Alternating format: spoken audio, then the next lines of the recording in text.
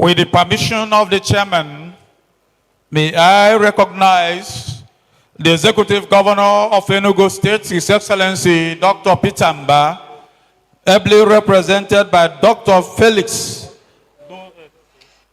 Nnaemeka, the Honorable Commissioner for Water Resources, Enugu State of Nigeria. Please, may we put our hands together for him. We also recognize Professor and Mrs. Anthony Ejiofor, the Chairman Emeritus, World Igbo Congress, United States of America, here present. We welcome you. We also welcome Professor Rob Egwato, former Deputy Vice Chancellor of our great university here present. We thank you. We will always recognize and, of course, honor you, sir. You are welcome.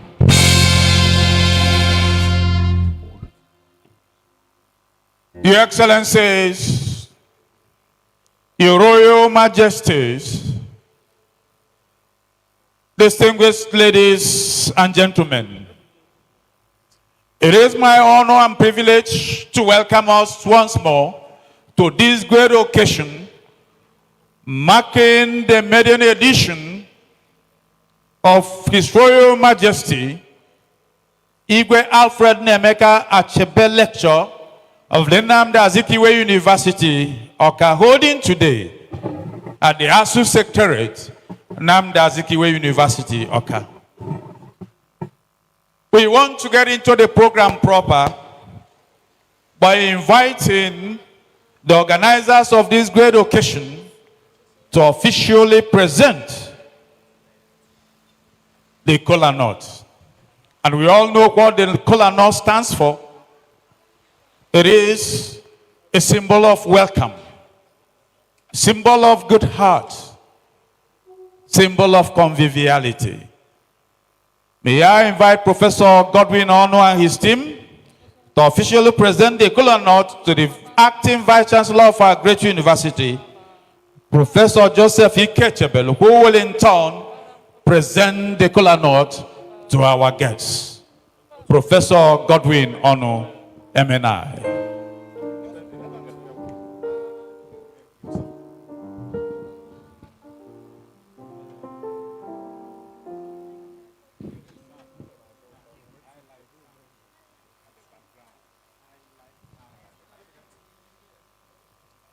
Mr. Vice Chancellor, sir, on behalf of committee on Obi Nnaemeka Achebe annual lecture on Igbo repository, I present this kola nut to you to direct further, sir.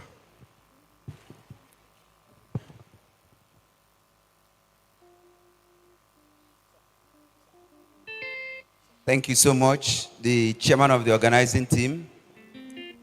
I will proceed immediately and Manauda Januzukwa Bekeo. Makan also me ana Beke when adaziku adank order. Can we blusi oji anu wakita? We bunyekwa nukuna yin kene eba anuwa. O you be of furniture abogidi. Go we sisi enyo zindo osage zizie.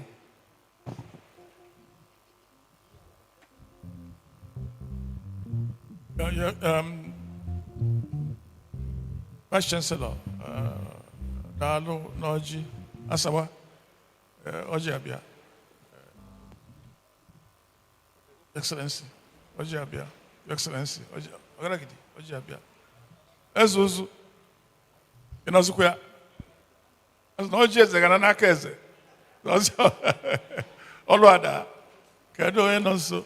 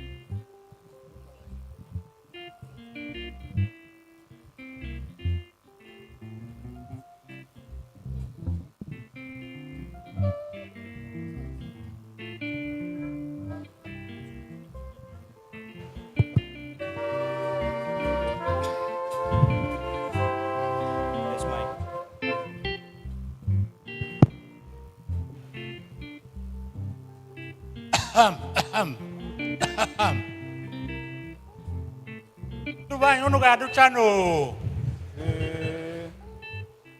Iwo ge lura bo kwanusa. Iwe bo sa iwe lureru. Oge afutawa. Ashim ka m were aba chukwu nke amụrụ na Christmas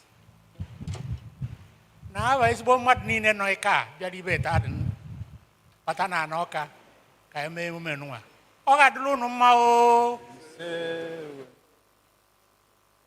wee na-achị o onye ọbụla chi na biya fụta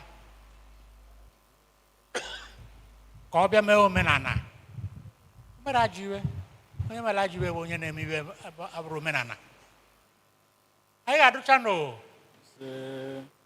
oge adịrọzi ka anyị taa ọjị nụwa tata ndụ na arụ ike tata enwe tọta iwe keke n'aba Jizọs Kraịst onye nwe anyị biko tụọ eze ụzọ. Thank you.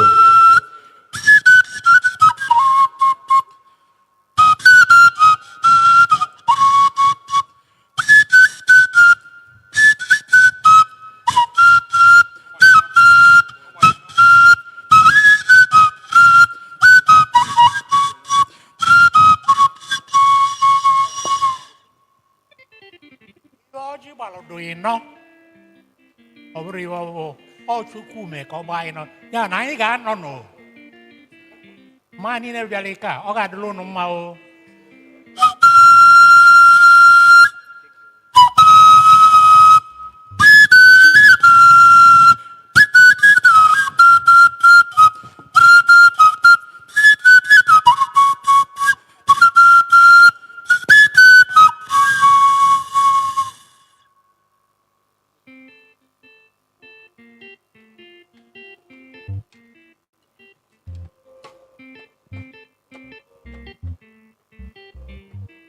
Thank you.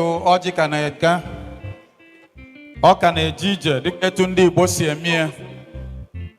Asị ka echelu ndị Igwe niile ọjị dịka etu omenala si wee dị.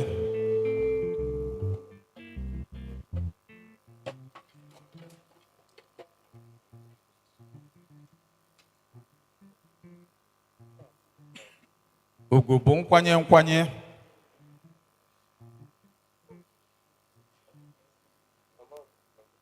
This is a solemn moment in Igbo tradition.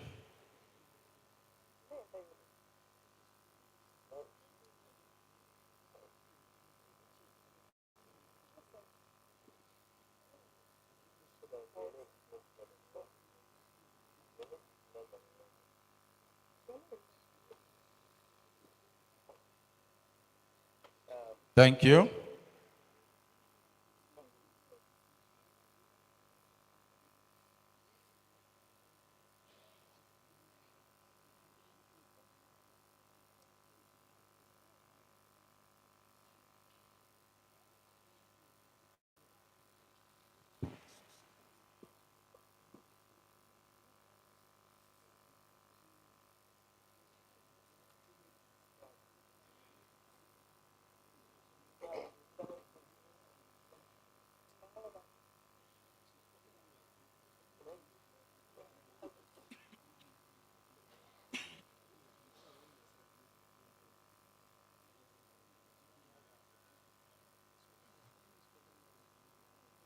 Thank you. Iki yanata. Aha. Yanatawa. Ewe uche menye ewe wike na n'oge. Thank you. Thank you. Thank you.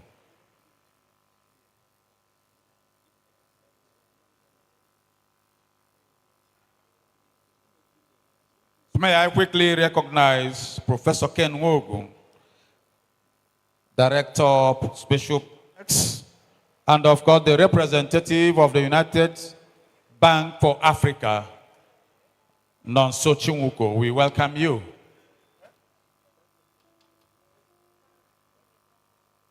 So if you have the brochure, you can go to page 1, where we have the program proper, so that we'll be well guided. And may I inform us that this program is being streamed live on various platforms, various online pedestals, various online pages.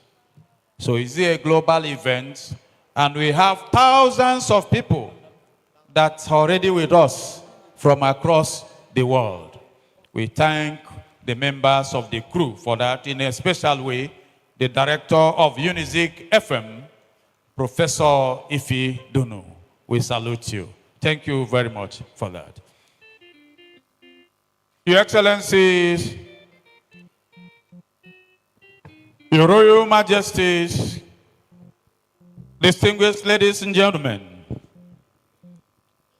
it is my honor and privilege to respectfully invite the chairman of today's occasion, a great man, a great leader, as I said at the initial, a governor with a difference. His Excellency, Dr.-elect Chioma Oti, OFR, the Executive Governor of Abia State, ably represented today by His Excellency, Engineer Ikechukwu Emetu, FNSE, the Deputy Governor of Abia State, to please come forward for the chairman's opening remarks. Mr. Chairman, sir.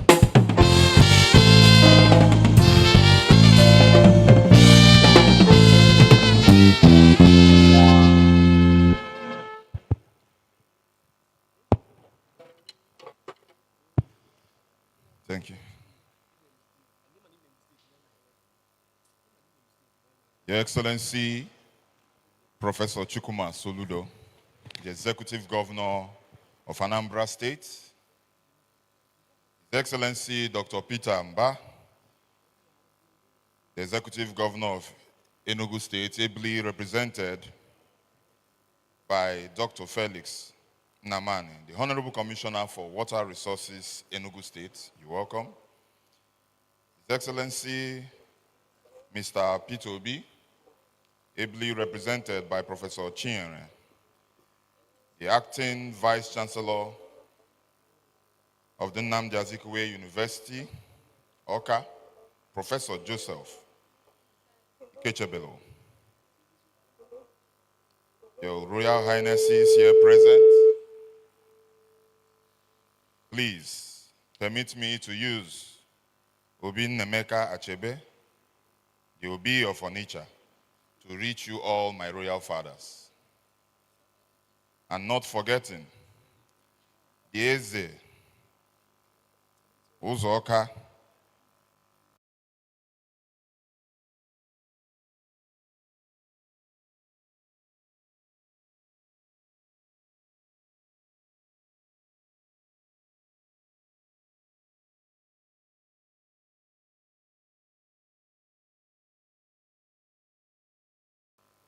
Kingdom, present, ladies and gentlemen, and not forgetting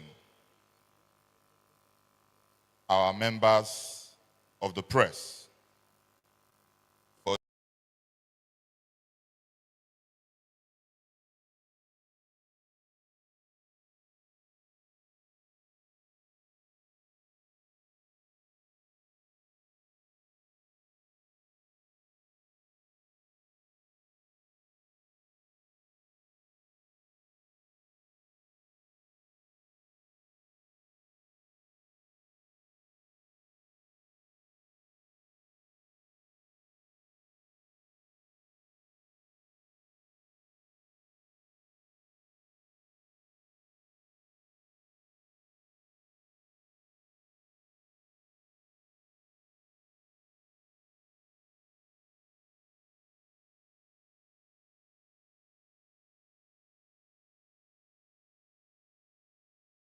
For those who were not properly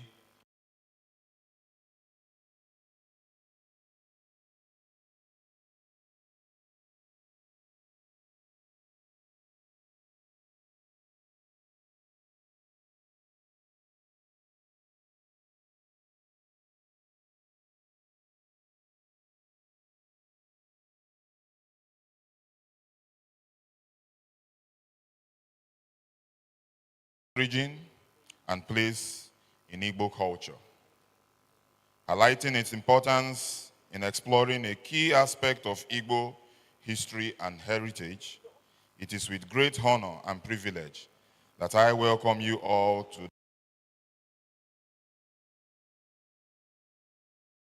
the maiden edition of the Nnaemeka Achebe Annual Public Series. The discussions of this historic gathering today will illuminate the journey of the Onitsha people and the undying spirit of the Igbo people. Today's gathering provides an opportunity to enhance our understanding of the Onitsha Kingdom, its traditions, beliefs, and our societal organization. We aim to explore the complexities of Onitsha culture and its enduring ties to the broader Igbo community through discussions and deliberations. Onitsha is not just a kingdom, it is a custodian of Igbo traditions and values. The kingdom has produced thought leaders, entrepreneurs, and innovators who continue to shape the narrative of the Igbo nation and Nigeria as a whole. It is crucial to document and celebrate our heritage, as understanding the Onitsha Kingdom's historical and cultural significance can guide the Igbo people in embracing progress while maintaining their roots. I urge you all, participants, to actively engage in discussions and approach this topic with open minds to enhance our collective understanding of Igbo culture and history. I will not fail to appreciate the acting Vice Chancellor of the Nnamdi Azikiwe University, Professor Joseph Ikechebelo, and the organizing committee for their vision and dedication to highlighting an important theme which is apt and timely. I am very confident that this event will enhance our understanding of the kingdom itself and also inspire a celebration of the Igbo heritage. I wish you fruitful discussions, and I hope that this occasion will significantly contribute to the appreciation and preservation of our Igbo culture. By the power given to me by my royal fathers here, and also the executive governor of Abia State, who happens to be the chairman of this very occasion, I hereby declare this event open. Thank you, and God bless you all.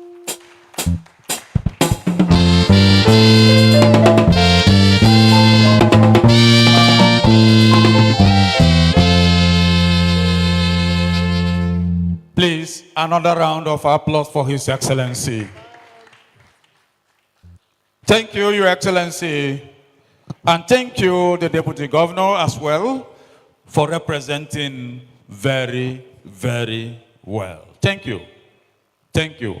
Your Excellencies, distinguished ladies and gentlemen, may I respectfully invite the chairman of the local organizing committee, Professor Godwin Onu, MNI.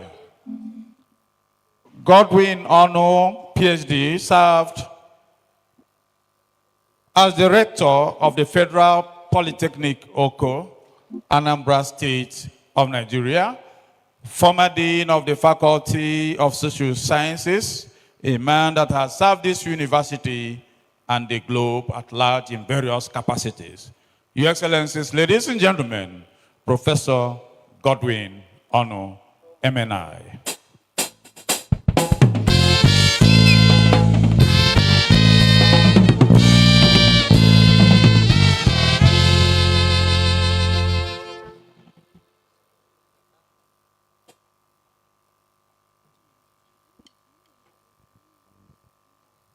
Your Excellency, Dr. Alex Oti, Governor of Abia State, and the Chairman of Maiden Edition of Obi Nnaemeka Achebe Lecture on Igbo Repository, ably represented by Engineer Ikechukwu Emetu,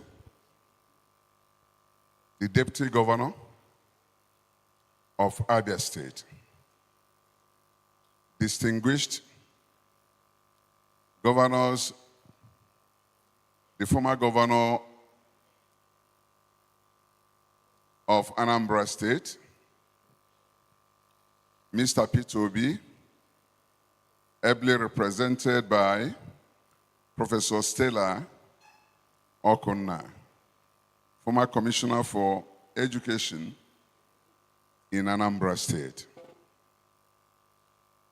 The Governor of Enugu State, Mr. Peter Mba, ably represented too by Dr. Felix Nnamani, Commissioner for Water Resources, Enugu State.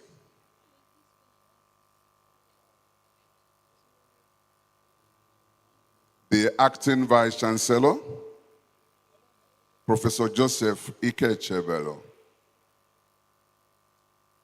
The principal officers of the university, distinguished members of the University Senate, deans of faculty, heads of department, directors and coordinators of program, the chairman and executive members of Academic Staff Union of universities, members of non-teaching staff unions, honorable guests, representatives of the Zenith Bank and Fidelity Banks, our distinguished lost temporal and spiritual, the royal father of the day,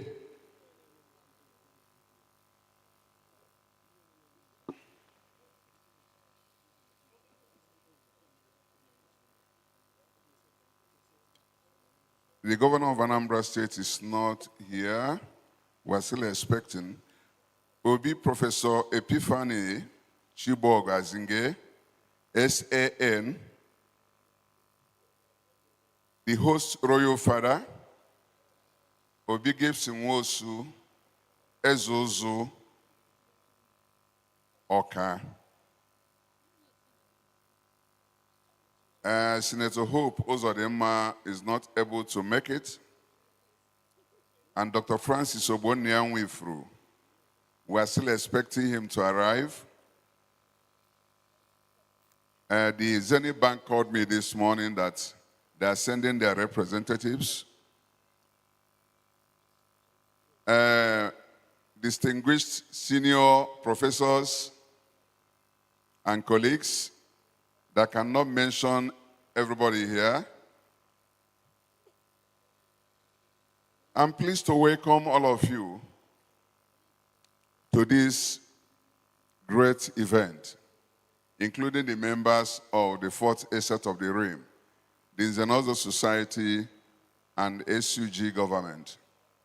It is with immense pleasure and honor that we welcome you all to be Nnaemeka Achebe Maiden Annual Public Lecture on Igbo Repository at this esteemed Nnamdi Azikiwe University, Awka.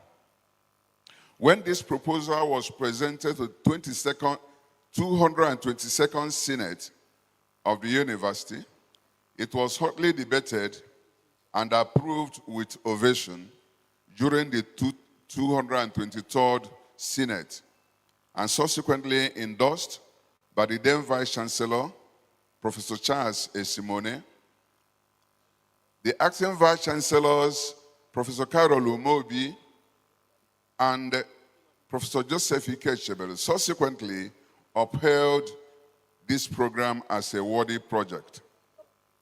We commend all of them for the permission to honor this institution of a man His Royal Majesty Obi Nnaemeka Achebe, CFR MNI, the 21st Obi of Onitsha, and a man of remarkable achievements, both corporate and traditional spheres.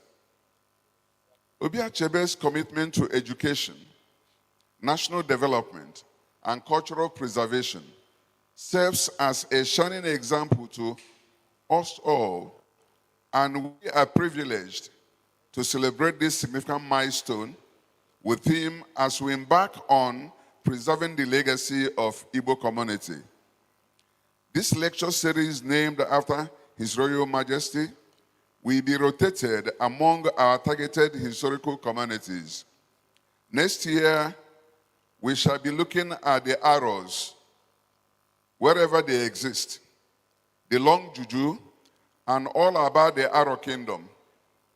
Someone from Arrow Kingdom will do the presentation, and the arrows worldwide, the historical connect across the world, the ingenuity and cultural preservation of the arrows. In subsequent years, we shall step into the states such as Ebonyi, Imo, Rivers, Enugu, Abia, Kogi, Benue, Bayelsa, wherever Ndi Igbo exist. We are going to touch there. When we go around the Igbo resident states, we come back to where we started to pick historical communities and bring them on to the map. We were told that one of the gates at Buckingham Palace was built by an Orca man. And there are many forts that Ndi Igbo has scored in this world. We are pleased to have laid the foundation for the Doom. I think we are going to do that after this lecture, which is the ensemble in consummation of these ideas that make us Ndi Igbo. We are aware that something is happening in Enugu State. Without being unmindful of many other Igbo centers in many other universities across the nation and other parts of the world. Someone is here representing the Igbo Congress in the United States. Please, I want him to stand up for recognition. He came down from the United States. Please, can he come up to the high table and have a seat?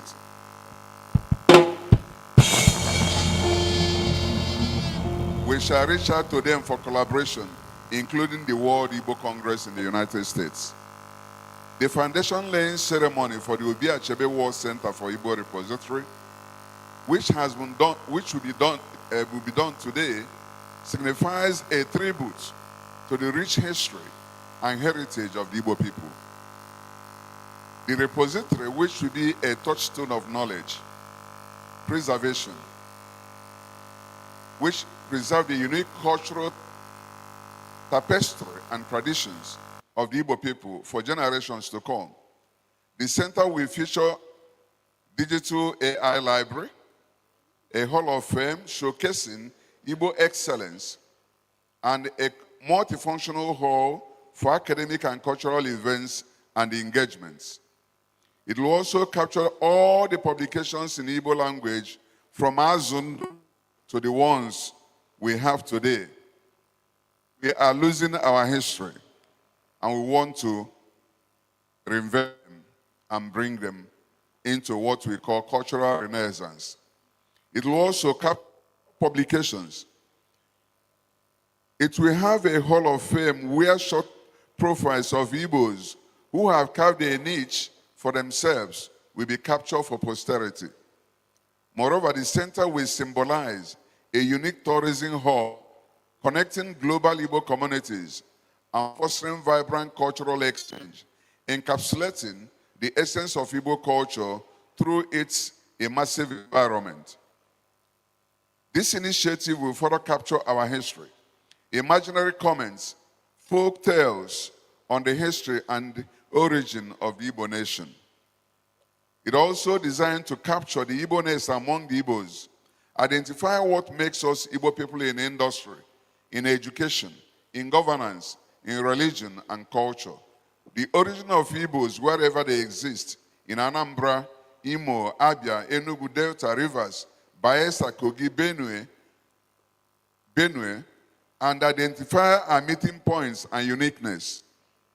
It will address the question, why are we called Igbos? In all these places, the initiative will interrogate the contestations on we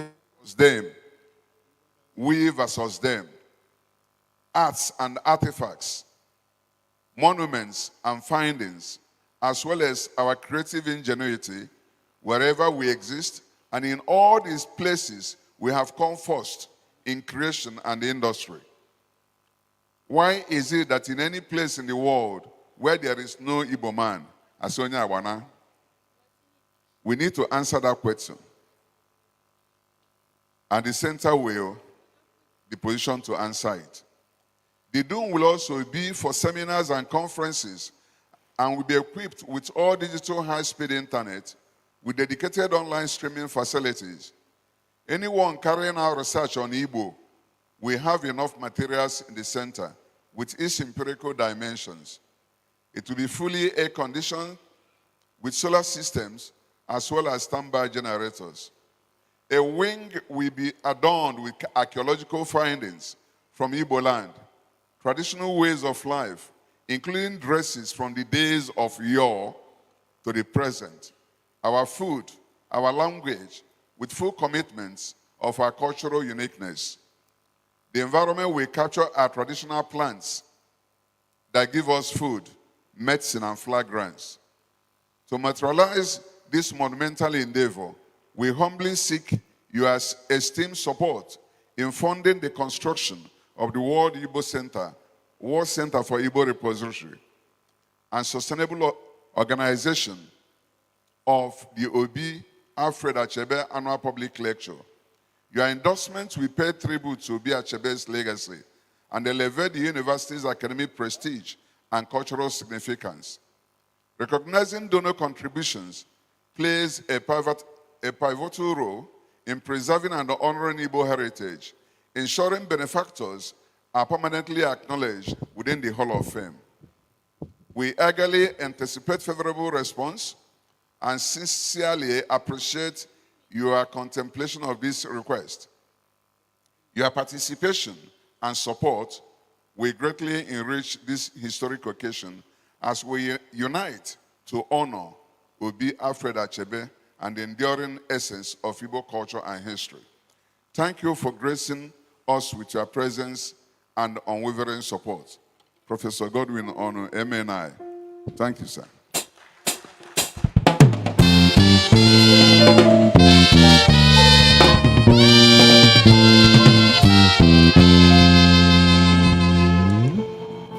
Thank you very much, Professor Godwin Onu, MNI, former Provost, Federal Polytechnic, Oko. We salute you, sir. We salute you. We want to take the Vice Chancellor's address. And on this note, Your Excellencies, distinguished ladies and gentlemen, it is my honor to introduce to you the Acting Vice Chancellor of Nnamdi Azikiwe University. He is a consultant of obstetrician and gynecologist, a fertility expert and gynecological surgeon. Thank you. Professor Achebe. Ifani Chukwu, Jodulani Gaba, Anifu Ginazu, Anifu Nanya, a Vice Chancellor, Jogari. One more time. Akachukwu Nebile, Professor Achebe. Professor Joseph. Ifani Chukwu, Jodulani Gaba, Anifu Ginazu, Anifu Nanya, a Vice Chancellor, Jogari. Thank you so much. The voice you've just heard is the voice of our music group. So these are students of Nnamdi Azikiwe University from our music department. And I want to appreciate you also. The chairman of the occasion, the executive governor of Abia State, ably represented by the Deputy Governor, Engineer Emeto Lekwa, the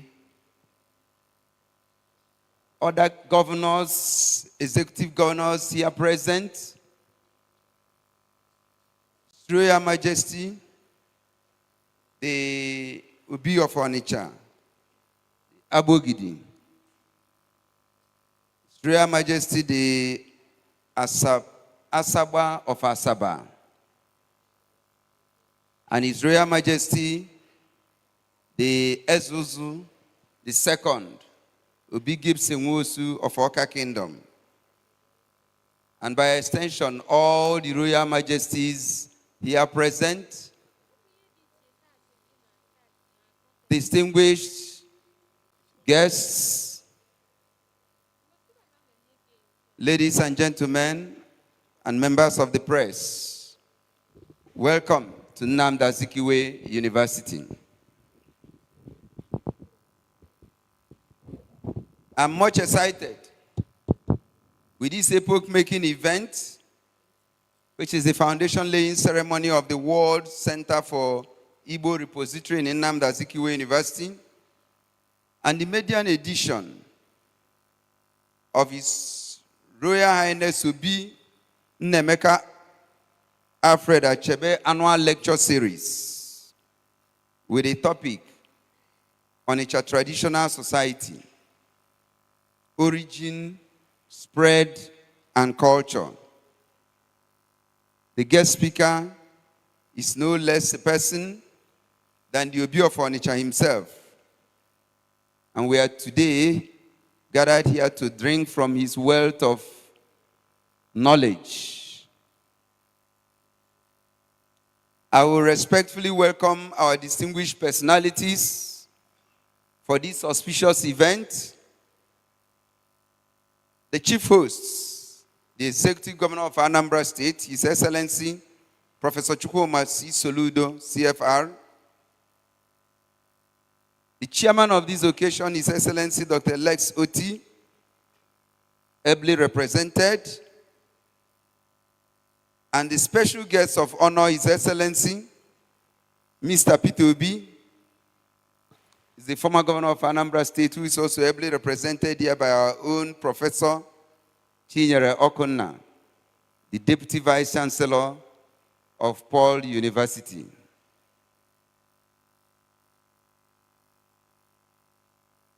His Excellency Dr. Peter Mba, the Executive Governor of Enugu State, also ably represented, and all the other dignitaries.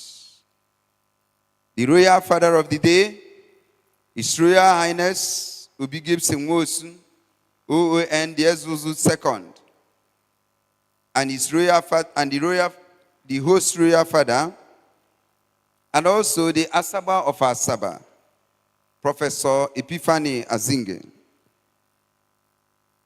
We may now ask, why the need for a world center for Igbo repository? We also remember that the UNESCO 2012 report had predicted that Igbo language will become extinct by the year 2025 if nothing was done to arrest the creeping decline in the usage of Igbo language. This will not be surprising to us, the Igbo people. For in the upper class, the middle class families, they extended, and even extending to the so-called lower classes in the urban and semi-urban communities, English language is becoming the mother tongue. The first language spoken to children from birth. In many cases, only grudgingly do they thereafter learn the Igbo language as a second language. While the 2012 UNESCO report adverted attention to the Igbo language, It is to be noted that the language is only an aspect, important as it is, of the Igbo culture. Other aspects of our Igbo culture will include the values, our beliefs, our arts, the literature, the symbols, the customs, the traditions, and even our architecture. They are all subtly being eroded by the onslaught of globalization and modernization, driven by the digital technology. Almost in all societies now, they will have computers in their own language. But we are yet to have a computer in Igbo language. See, that is why the digital technology is fast eluding us. Under this situation, there is a strong need for concerted efforts to save the history of Igbo and the culture from going into perdition. This has necessitated the creation of a central hub, digital, physical, or hybrid, where data, information, and other resources on the Igbo people and their culture are stored, managed, and made accessible. We may add here that the scant attention to the Igbo people of Nigeria, their history and their culture, dates back even to the colonial times and the early years of post-independent Nigeria. We recall that in the years when the history was still being taught in Nigerian secondary schools, West African history included the history of the Oyo Empire, of the Yorubas, the Benin Kingdom, of the Bini people, the Hausa Bakwai, states of the Hausa Fulani. Little or nothing was taught about the Igbos, except the mention of a few individual personalities, like the Kinjaja of Opobo. And this is in relation to the trading activities of the European merchants, like the Royal Niger Kingdom. We must therefore give credit to scholars, many of Igbo extraction, who subsequently took up the challenge of researching into the history and culture of the Igbos. Renowned among them, Professor Kenedike, Professor Adiele Afibo, Professor Ikenna Nzimiro, M.O.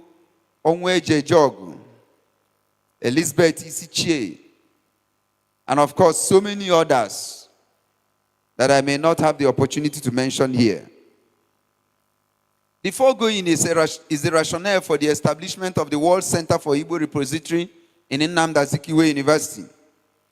This center will make for the improved collection, organization, and accessibility of information on the Igbos at home and in diaspora, provide version control, facilitate collaboration, and today we have somebody all the way from the world, Igbo from the United States, and sharing of resources, as well as enhance efficient research and retrieval of information. It is expected that the center will also encourage research and dissemination of information on the Igbo people through various platforms, lectures, festivals, workshops, and others. Contemporaneously, with the foundation ceremony of this center, what would have given future serious considerations is the very important matter of funding to ensure that the center and the various platforms that may emerge within function continuously, much like our ZIG's annual lecture series. I will therefore, as the Vice Chancellor, passionately appeal to you as an individual and as a corporate body for a perpetual endowment to the development of this World Center on Igbo Repository. I commend the efforts of those who came up with the idea of this His Royal Majesty Ubi Alfred Nnaemeka Achebe annual lecture series. It is an uncommon good augury that he in whose honor a lecture series is founded and named is the same guest speaker today at the Maiden edition of this series. And I've said the topic on a traditional society, origin, spread, and culture is an apt topic. Who are the Onitsha people? Are they of Bini, Yoruba, Igala, or are they of autochthonous origin? This matter had in the past been of great speculation and controversies, sometimes bordering on of acrimonious discussions.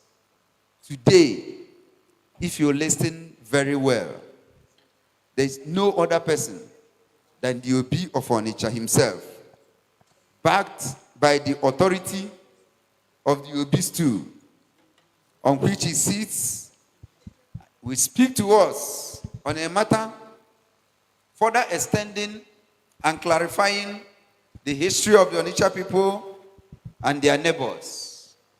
I invite you to listen very well and receive knowledge that is very rare.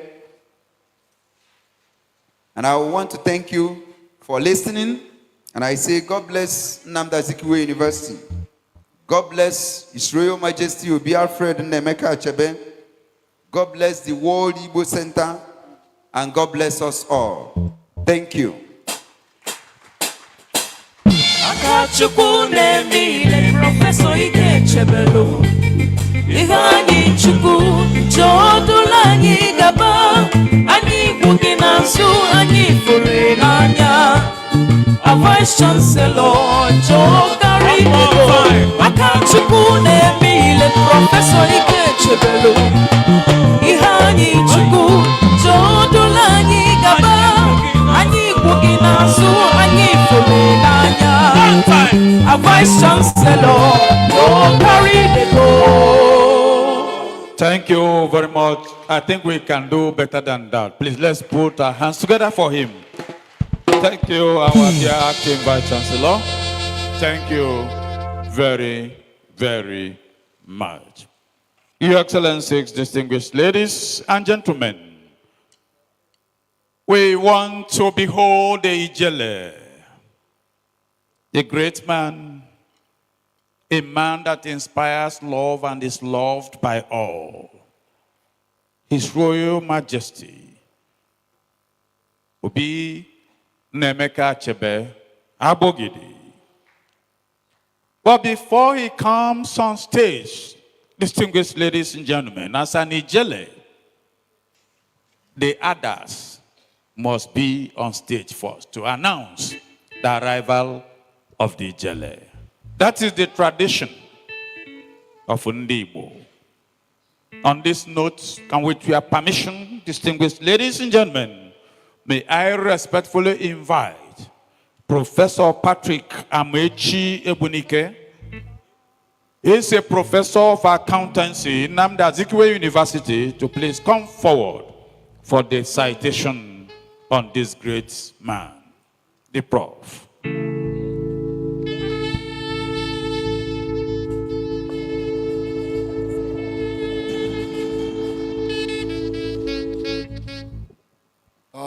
Thank you, my university orator.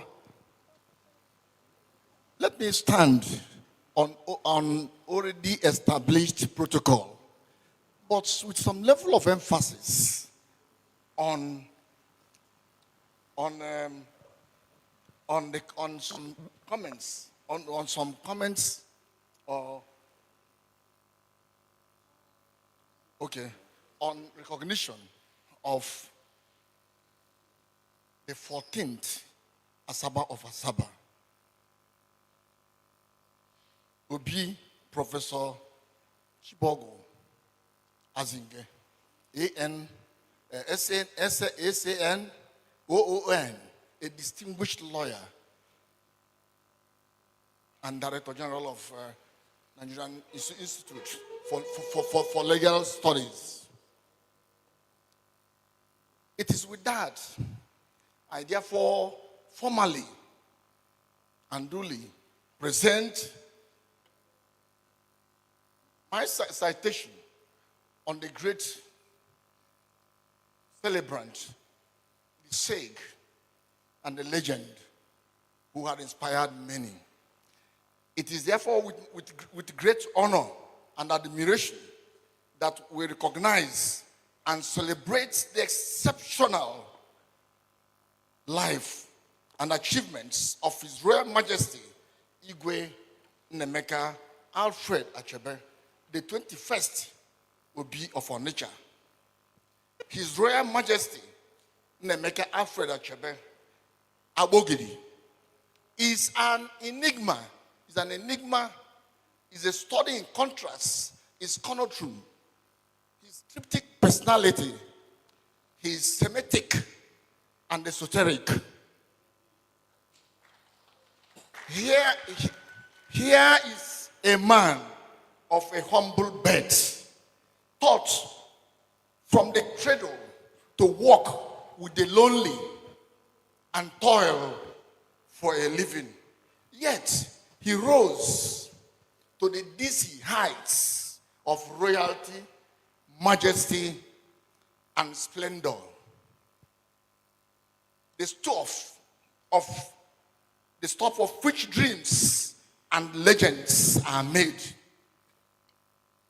Trained as a scientist and schooled in the best traditions of Western scholarship and erudition, he now holds the traditional specter of authority in service to his people in the backwash of rural urban Nigeria. Obeyed, elegant, and stately in carriage, in comport and comportment, he dares to build a bridge between an ancient past and complete with traditional law and values, and the emerging realities of a new century and a new millennium. He has become the custodian of the ancient tradition of Onitsha Adonidu. Yet, he holds with tenacious ease to the religion and conviction of modern-day Nigeria and Africa. An accomplished corporate manager and a boardroom strategist, he combines the imperatives of the monarchy with an abiding faith in democratic ethos and values.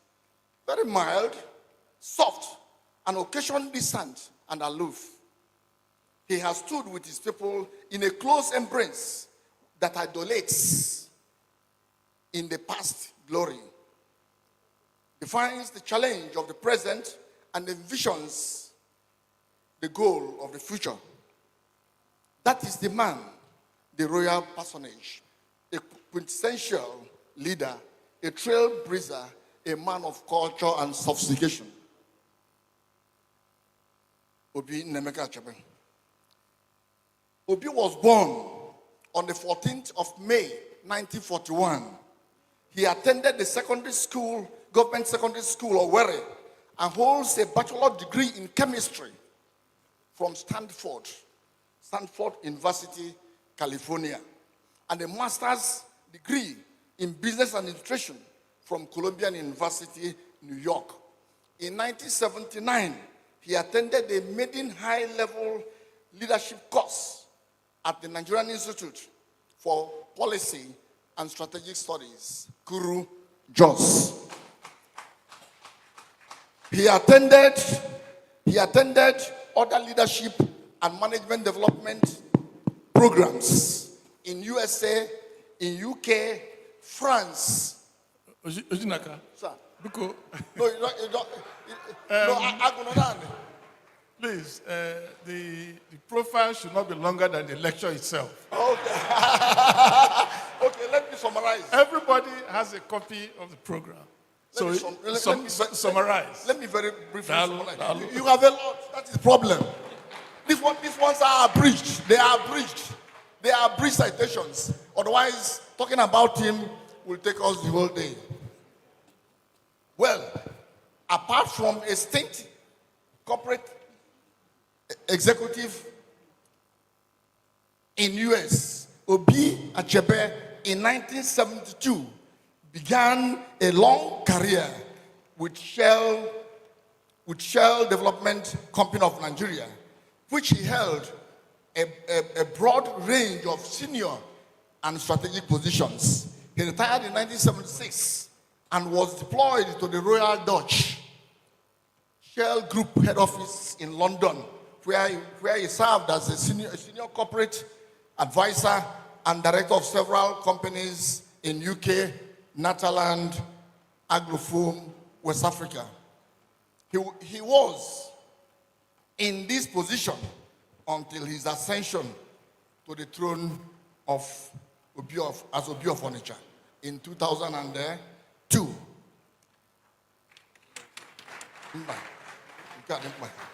Obi has served as a board chairman of too many corporate organizations, and currently, just briefly to the emphasis, okay, he is the chairman of International Breweries Chimedie Trust Foundations,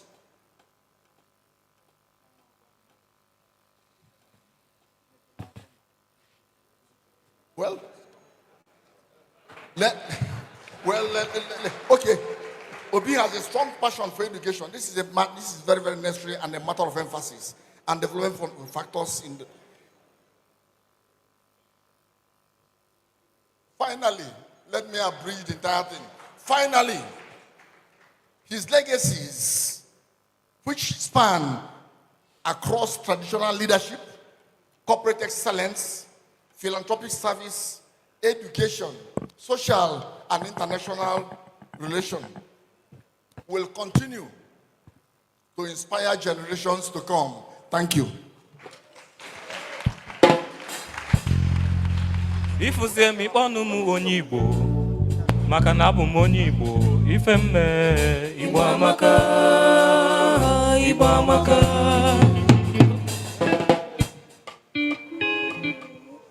We therefore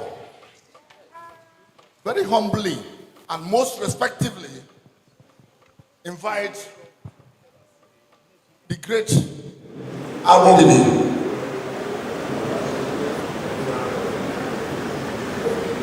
Thank you. Ifuzie mi kpọnụ m onye Igbo maka na abụ m onye Igbo ife mme Igbo amaka Igbo amaka.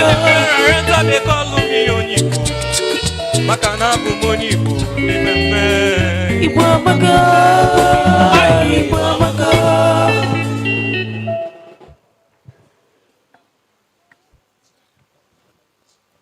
I don't know. Ojinaka.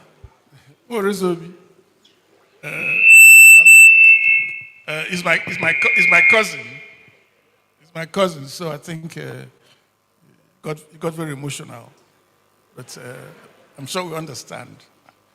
The chairman of the occasion, the governor of Abia State, Dr. Alex Oti, who is my own son, were represented here by his deputy governor. I say no. He couldn't be here today because the Abia airport project is being flagged off today. And he had to be home. Otherwise, he would have been here. Enugu State Governor is very well represented here. And besides the governor, Enugu State is again solidly well represented here. The chairman of Enugu State Council of Traditional Rulers, Igwe is here. Igwe Boye Nsukka, and Nsukka will feature in our lecture today. And we shall find out why Nnamdi Azikiwe, in his wisdom, decided to establish the first modern tertiary education institution in Nigeria, because Ibadan was set up by the colonials. So Nsukka was the first home of the first tertiary education. You can find out why Nnamdi did that. So Igwe no. And the two patrons of Enugu State Council of Traditional Rulers are here also. Asaba, Anambra saying no, Onitsha saying no. This may be your first public outing, and it was deliberate to make it so. So thank you for coming. No, the Olinzelen and the Citation Asaba. No. Have you worked? Madno aha. And there's a number of question as eno. The Onitsha neba. I'll stand by the established protocol. Your Vice Chancellor, we're in your hands today. You said before that there have been 3 Vice Chancellors in 4 months. Actually, there have been 4 Vice Chancellors in 4 months, because we're counting you 2 times. But Osita Dema, Unizik will continue to rise and rise and rise.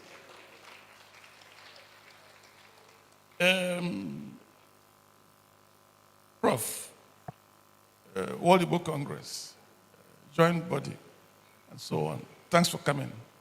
All the way from Tennessee in America. Today, I'm not normally speaking, but today I think I feel intimidated by the presence today. And I'm a ghost Sinade. We shall get on with it. It's a maiden lecture on a series of Igbo repository. Being a maiden lecture, I run the risk that I may set a bad tone. Whatever happens, I'll do my best. And of course, being a maiden lecture also, I'll probably raise more questions than answers. And the Vice Chancellor, in his comment, asked the question, what is Onitsha? Or whatever it is. We will not get the answer today, but to make some progress. I will express appreciation to the immediate past Vice Chancellor, Professor Charles Simone, who blessed this program. Of course, the acting Vice Chancellor here, and his immediate past acting Vice Chancellor, Professor Carol Arinze Umobi. Then, of course, Professor Godwin Onu. Where is he? You got me into this trouble, didn't you? He's a migrant, migrating from Unizik to Oko Polytechnic, back to Unizik, to Paul University. And migration will feature a lot in our lecture today. Thank you to you and your working group, and so on. The concept of the lecture is to explore and uplift Igbo culture, to explore the historical background of Ndi Igbo, to make Unizik a repository of Igbo traditions, and then to explore the historical connections between Ndi Igbo with other ethnic nationalities, our neighbors, and even beyond our neighbors. This was set by the working group. And the outline for my presentation today is to start with, the subject of Onitsha. History, the culture, and the spread. But you cannot discuss Onitsha meaningfully if you don't start from the beginning, which is the Igbo origin, Igbo history, of which Onitsha is part of it. So we'll go through the hypothesis of Igbo origin, the various hypotheses, go through Onitsha origin and the spread of the Chima dynasty.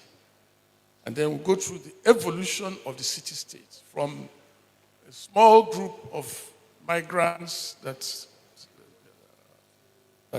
arrived across the river to what Onitsha is today. The high point and maybe a lower point, what we have today. And then touch a bit on the cultures and the traditions, and then look at the contemporary challenges that Onitsha has. Okay.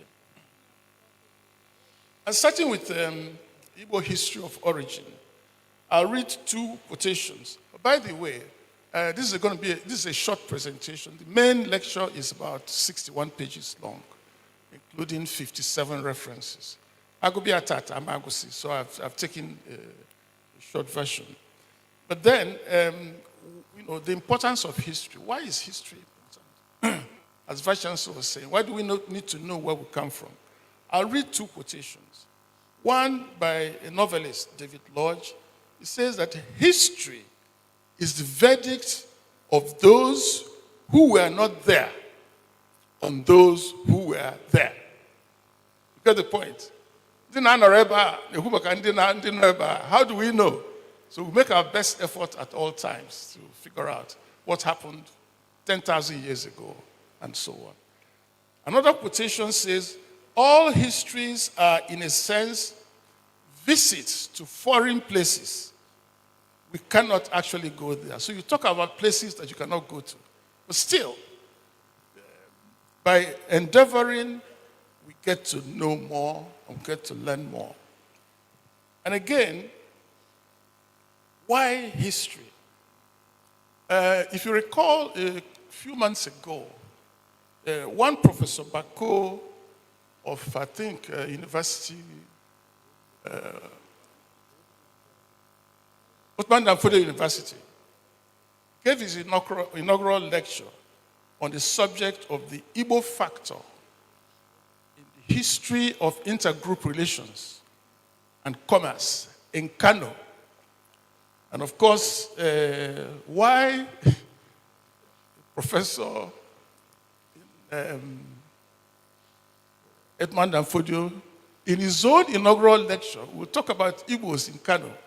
And of course, he badly misrepresented the Igbo presence and the history of the Igbos in Kano in the way Anyibundi Igbo will see it. And immediately, Dr. Sam Amadi gave a lecture, like a response to that lecture by Professor Bako. And Sam Amadi said that forgetting is dying. If you forget, if you're Basalongwe, then you are not existing. The self-awareness and other awareness are most important aspects of existence. And it says, when we forget events and their meaning, we expose ourselves to deception by competitors and our enemies. When we forget events and their meanings, we expose ourselves to deceptions by our competitors and our enemies, which is what Dr. Bako has tried to do. He's tried to deceive people about Ndi Igbo. And of course, Sam Amadi rose up to that. More to say on why we must pay attention to our history. Adiele Afibo, our great historian, said, the Igbo people, like any other group of people, are anxious to discover their origin and to reconstruct how they came to be where they are. Why are we here? Why are we not in the Niger Delta or in the desert? And we've been here, we're making our life here. Their experiences under colonialism and since Nigeria's independence have emphasized for them the reality of their group identity, which they want to anchor into authentic history. So the war has made us realize, or should make us realize, who we are and to value it and hold it very dear. Finally, one more quote, or it's not a quote actually, but it's a narrative. During the war, Second World War, Sir Winston Churchill was the Prime Minister of Britain. And he kept saying to the British people on his radio broadcast every evening that the most important reason why Britain must defeat Germany in the Second World War is that it is the winner who lives to write the history. And Britain and America wrote the history of the Second World War. Germany was the bad guy. Of where? Okay. But Germany fought back. Not by writing history, but with technology. So today, the German economy is far bigger and stronger than the British economy. Why we must open our eyes. Colonialism. The colonial people wrote the history of colonialism in Nigeria. And even those things they wrote, we used it to do our exams, our school certificate exams, and so on. Thankfully, there's a new book, it's out for about 3 years now, by Max Suliom. And the title is What Britain Did to Nigeria, the History of Conquest and Rule. It's a counter-history to the colonial history, using the same sources that the colonial people used, from the crown agents, from the colonial office, and digging out information that were hiding there. You feel the damage that Britain did to Nigeria, particularly Igbo. They took over the north, controlled it, and the west, but they couldn't figure out Igbo. Asaba, Ekumeku, na Nyoma, they couldn't figure it out. Arochukwu, they couldn't figure it out. So they wrote our history, which we have to respond to. That book is very useful if anybody can get it and read it. And nearer home, the Civil War. Who is writing the history of the Civil War? Orondiozo. Aywabundi Ajom Madu, right? Who are the rebels and so on.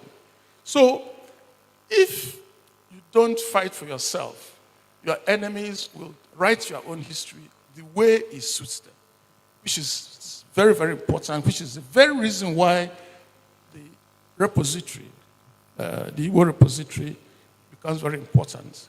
Not only UNICEF, because there are other institutions where such efforts are being made. And we have to all work together and stand tall. And what we're going to talk about today will show you compared to Ndiozo. So, the origin of Igbo. There are three broad hypotheses. Okay? The Vice Chancellor mentioned one of them already, the autochthony hypothesis, which says that Chukwu Kalundi Igbo, where we are today, now either Eri or whatever name we call it, Chukwu Zidatalia, I became the father of Ndi Igbo, where we are today. Yorubas have their own equivalent. That's Ududuwas in Ueda. But we know where Ududuwa came from, and they know where Ududuwa came from. I will address a bit of that today. So that is one theory about the origin of Ndi Igbo. And the antiquity of Ndi Igbo, we tend to support that theory in some way. The second hypothesis is the internal migration hypothesis that says that Ndi Igbo were at some stage, that is thousands of years ago, at the confluence of the Niger and the Benue around Lokoja. And that Ndi Igbo, Ndi Yoruba, Ndi Edo, Bini, Ndi Jukun were all one people until the point with discovery of iron and all of that, Esebohu, and then they migrated to where they are today. As a second theory. And people like Richard Henderson, people like Okonkwo, proposed that theory. Then, of course, the external migration theory that says that Ndi Igbo see either Egypt or Israel. I think they say more about Israel. And people like Basden, G.T. Basden, and Bon Eluwa, B.O.N. Eluwa, hold that theory. But we shall show with the studies of modern scholarly approach, modern scholarly research, discount this hypothesis. Because someone like Catherine Achalon actually has stated with good reason that Igbo actually predates Egypt and Israel.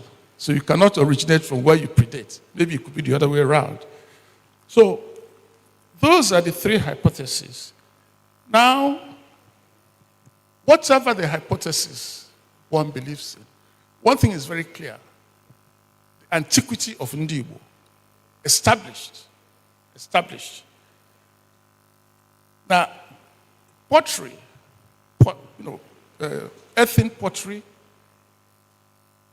from around 3000 BC, have been excavated at Nsukka in 1970. Earthen pottery. That iron smelting at Nsukka and Afikpo existed, that is, smelted iron had been excavated with carbon testing to be as old as 750 years BC and 2000 years BC. OP 750 and Ledger 2000 BC. And of course, we now know about the Igbo bronze and artifacts which were excavated in our present generation, which dates as far back as to the 9th and 10th century AD. Ife is 12th and 13th century, and Benin is 14th century. So the Igbo artifacts are older than Ife and Benin. So that's why I said earlier on, Nsukka and Afikpo were probably at the beginning of the Iron Age. At the beginning of the Iron Age, from the Stone Age to Iron Age, which is why Nnamdi Azikiwe went back to the foundation of iron technology and set up a university there.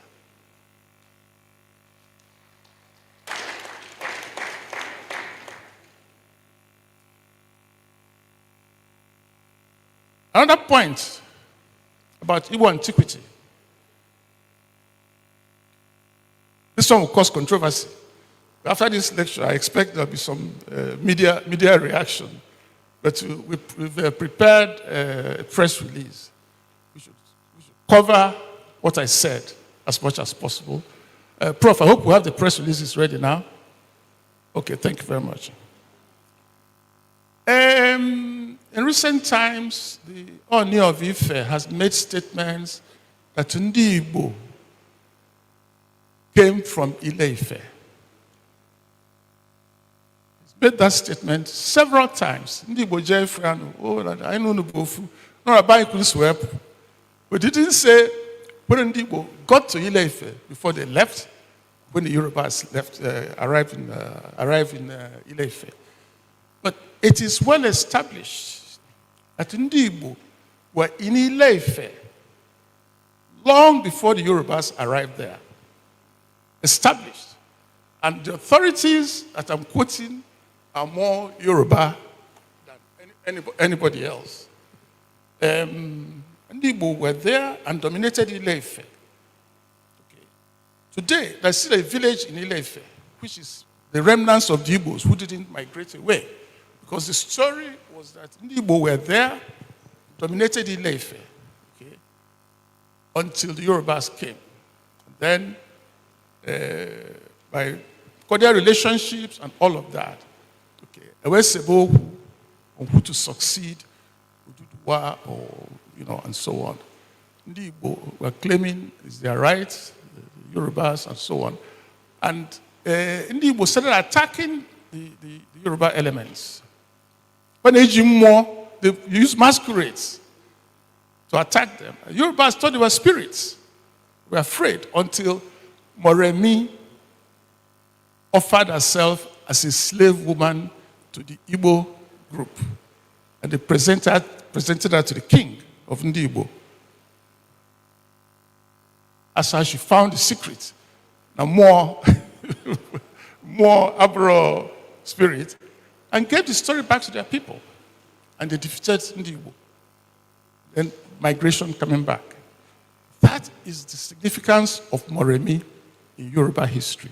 That's why they call her their heroine, because she saved them and then dominated the whole place.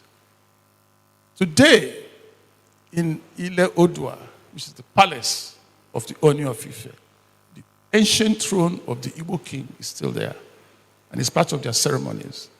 And they have an annual ceremony which they call the AD ceremony, which marks the defeat of Ndi Igbo and their return home. It's an annual ceremony. There's a scholarly article on that. I'm not talking about them. These are all references that I'm quoting. And of course, Reverend Samuel Johnson, The History of Yoruba People, it's a big volume. Eluwa, Onyibo. Aremu, Ijesakin, and Ademiliya are Yorubas. They wrote this scholarly article on the annual festival. Professor Ade Obayemi, who is one of the top Yoruba historians, and of course, Oba himself. In the disputes between Oni of Ife and Ulubo of Ugbo land, Ife people claim that Moremi is their heroine. Olubo said she's a traitor, that she was one who revealed the secret that led them to get away, and that Ndi Igbo were in Ile Ife before the Yorubas arrived. Oni said, no, Ndi Igbo, IGPO, were there before Yorubas arrived, before Oduduwa arrived. In public, in print, in the newspapers. So what is the difference between Ugbo and Igbo? That's for another discussion, another time. But Ndi Igbo, which is in Okitipupa in Ondo State, are probably part of that Igbo movement that left Ile Ife. Kana Agazi, Ndi Igbo, they stay on their own and so on and so forth. So to summarize on the Igbo history, before we go into Onitsha, it's clear that according to Katin Acholonu, that Ndi Igbo had existed as far back as 11,000 years BC. And that was 7,000 years before the first king of Egypt, who was a black man. So you can figure out where he came from. Secondly, we've talked about Nsukka and Afikpo, and they support the autochthony hypothesis. Then, of course, the internal migration suggests that Igbo, Yoruba, Edo, Jukun, and so on and so forth had an ancestral connection before they broke away. And if they did, why don't you go back and reestablish that connection? Because in Nigeria today, only open and actual 1 year. So we have to rediscover our connections and build a platform to address our own challenges and so on. So we'll come back to Onitsha. And again, for Onitsha, 9 years Chima features very prominently in the founding of Onitsha, and of course, a whole lot of other communities. On the Enuani and Neoma side, there are probably about 19 communities that claim descent from Chima. On this side, many more. There are four versions of how Onitsha came to exist. Okay, one, from S.I. Bosa, on the history of Onitsha. And the Onitsha were part of, they were Edo people, and then Esebeuku, and they migrated, okay, led by Chima. Okay. Eluwa, who wrote the book Adonidu, claims that Ndi Onitsha were part of that return migration, or that migration of Ndi Igbo when they left Ile Ife.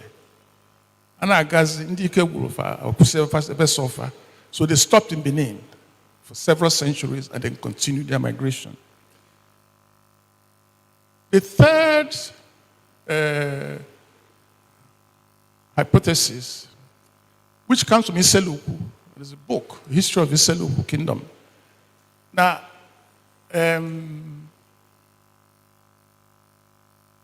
Chima was the 5th king of Benin. I'm sorry, the Chima was 5th king of Iseluku. That his father was the 4th, his grandfather was the 3rd, his great-grandfather was the 2nd, and then the 1st king of Iseluku was the son, the 2nd son of Oba Eweka, the 1st of Benin. Which means that Benin kingdom, Oba sent his son, 2nd son, to go and form a new kingdom as a defense against the Gala and Igbo attackers. That is their claim. That's how Iseluku got established. And that Onitsha is the 5th king of direct descent from Eweka the 1st. Now it gets interesting because Eweka the 1st is the son of Arameon, who is the son of Oduduwa, established. At least Benin people now claim that very clear since the new Oba came onto the throne. So there are linkages which we need to figure out. That's the point I'm making. And in all of this, Benin features very, very actively. And of course, the 4th migration, Bona actually Aro, because the Aros were itinerant people migrating from one place to the other. Aro medicine man went to Benin, established himself, became a soothsayer to the king. Then there was a disagreement and he came back. Okay, but then if you go through the history, you'll find that the Chima era existed before we know of the Aro migration. There's an Aro migration westwards and then came back again. So, which of them? There are a whole lot of consequences, in terms of, if you're looking at all these 4 theories. I discount the Aro hypothesis. But Esai Bosa, Abundi Bini, Eluwa, Abia and Benin are migrated. And then, of course, Iseluku, that's Abundi Seluku, originally, but migrated from Benin. By the way, after Chima reigned, Iseluku went into crisis. Azolo who to replace him, went into crisis, which led to the migration of Oreze coming back to form Onitsha. But then other people from Iselu went to found other communities, Isela Zaba, Isela Pichima, Onitsha, Olona, etc., etc. Okay. But one thing is constant, that there was a migration from Benin. Okay. So the Oreze group then arrived, got across, and settled down. Okay. So we're looking at Onitsha now. From the time Oreze settled with his people, followed by Chimevi, Obichimevi, followed by other kings, up to Aroli. So from Oreze was the beginning of Onitsha, settling down. Aroli took it to the next level, and I look at the 3rd level now when Christianity and colonialism came up to the present time. Now, the components of Onitsha Donidu, which is Onitsha, the components, first of all, is the core group that Chima led up to wherever it was. And Oreze now led them across. And that was Umwezi Chima, comprising of Isiokwe, Olosi, Umwezi Aroli, and Okebenabo. Okay? For Umwezi Chima and Onitsha. Fabebone Chieze. The second group, Bundi Bayazo, the migration along the way. It all came up together. It all had their functions. Ugunobamba, Ekenu Bene, and all of that. Safa Bundi Bodene Chieze. The third group, Ndi Gala on the waterfront, who helped to ferry them across. They now constitute 3 villages, 2 villages, Obikboro, I'm sorry, not Obikboro, Obotu and Welekeke. Okay.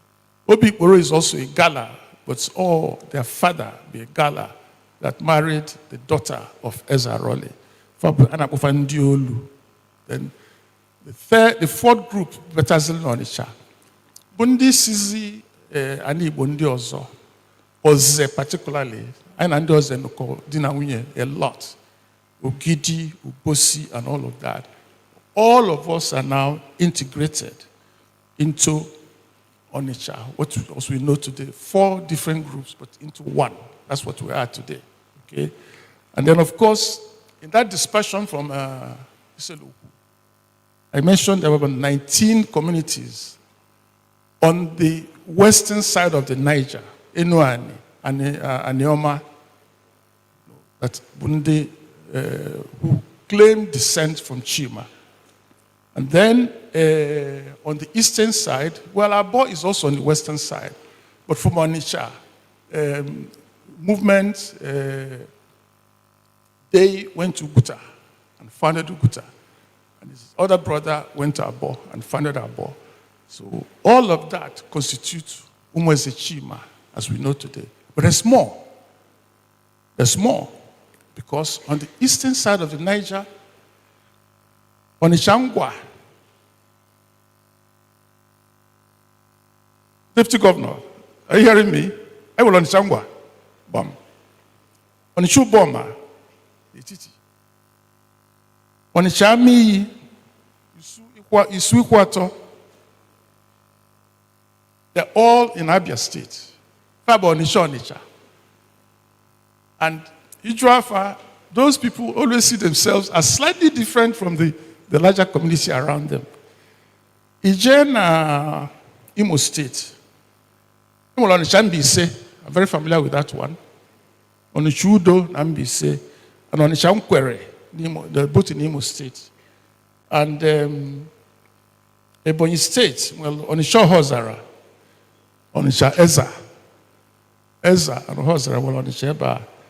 And of course, Enugu State, well, Onisha Agu. Okay? So, that's what I'm trying to say.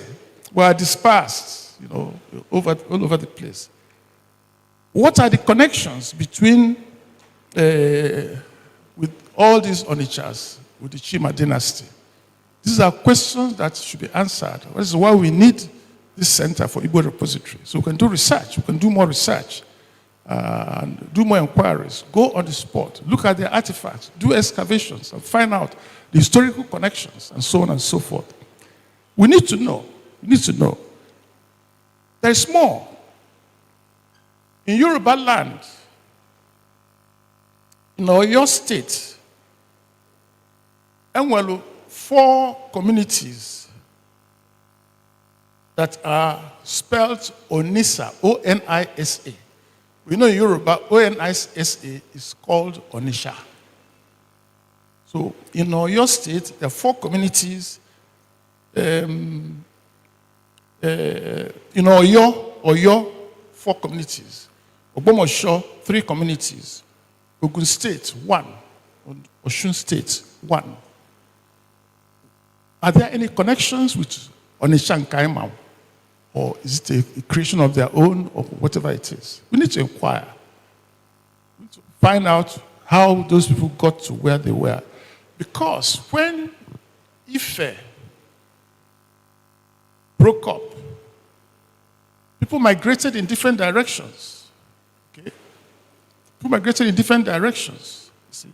So it could be that these people went on their own way when the main group was going, but we need to find out. We need to know, which is why research is important. So we fast track then to back to Onitsha itself. Okay? I've talked about the arrival of Oreze as the beginning of the foundation of Onitsha town, Onitsha community, Onitsha Donidu, or Onitsha Mili as we know it today. The next level was Ezarole, who came from a Gala and brought Igala royal traditions, which are far more sophisticated, moving Onitsha to the next level. And the third, of course, I said, was the arrival of Christianity and colonialism. And both of them arrived in the same vessel in 1857, the Day Spring, okay? Which bettered at Onitsha under Obi Akazua, okay? Just to fast track, between 1863 and 1888, the colonial government or the colonialists extracted at least four treaties, there are a few more, but 4 major treaties from Ndi Onitsha, our traditional rulers, on the suppression of slave trade, on the prevention of human sacrifice, on the opening and encouraging of legitimate trade, on the protection of Christian missionaries, and on the cession of title. They took our land, we just signed and put our thumbprint. And then, finally, on the protection by the colonial government, which is why we became a protector. We became part of the protectorate. As we're getting the treaties from us, they're doing the same in Asaba, doing the same in Otmanam, doing the same in all the other communities. Now, see? Whilst the colonialists were doing their own bit, trying to browbeat us and subjugate us, the Christians were also spreading Christianity. The CMS mission, I said, arrived in 1857 on the Day Spring. Ajayi Crowther, J.C. Taylor, and Simon Jonas.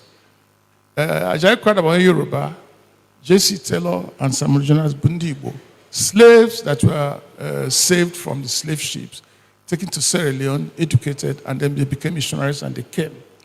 And of course, they settled in Onitsha. Onitsha became the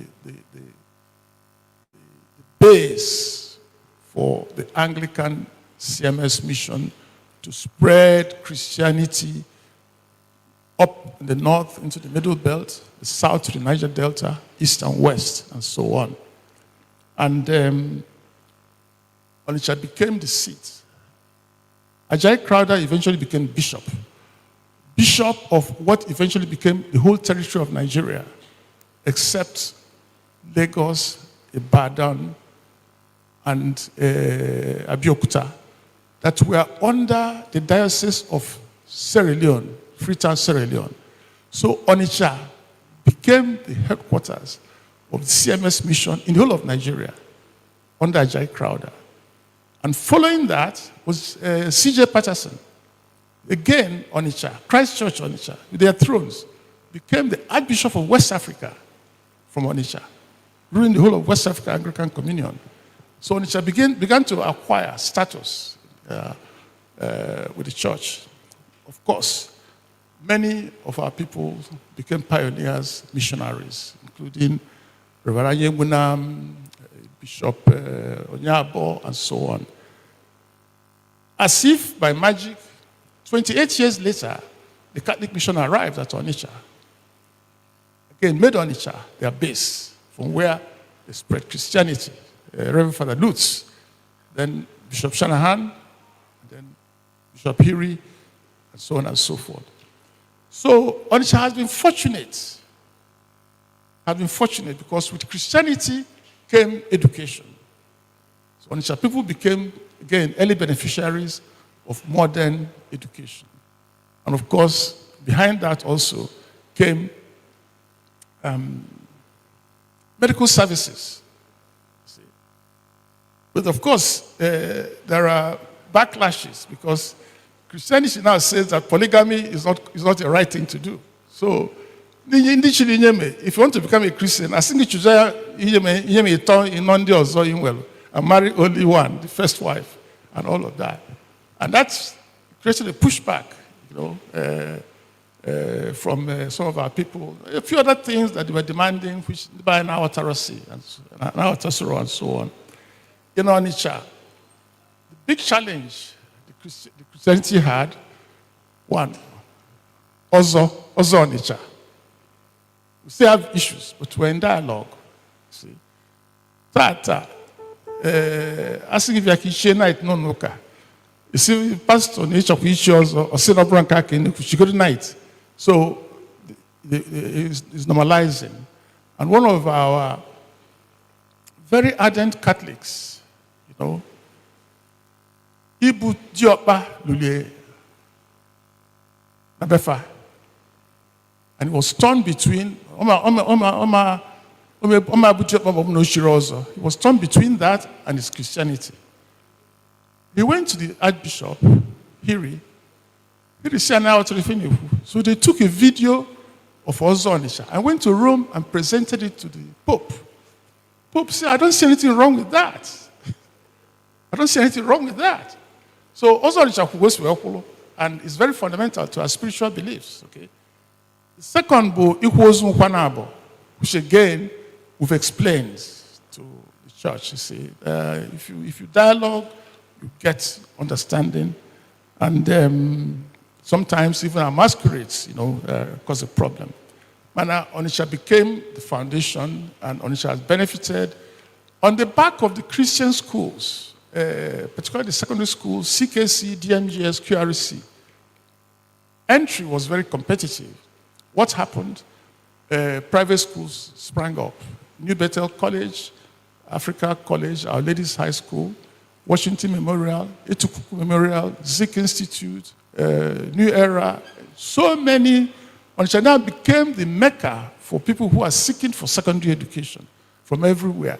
So, Onisha, Kandina military, who are military commanders, who are governors of states and everywhere, in the north and everywhere else. Zuko, we can take over Nigeria. So Onisha has benefited, okay? So we come to our culture, Onisha culture. I'm just rushing because I don't want to hold you too long.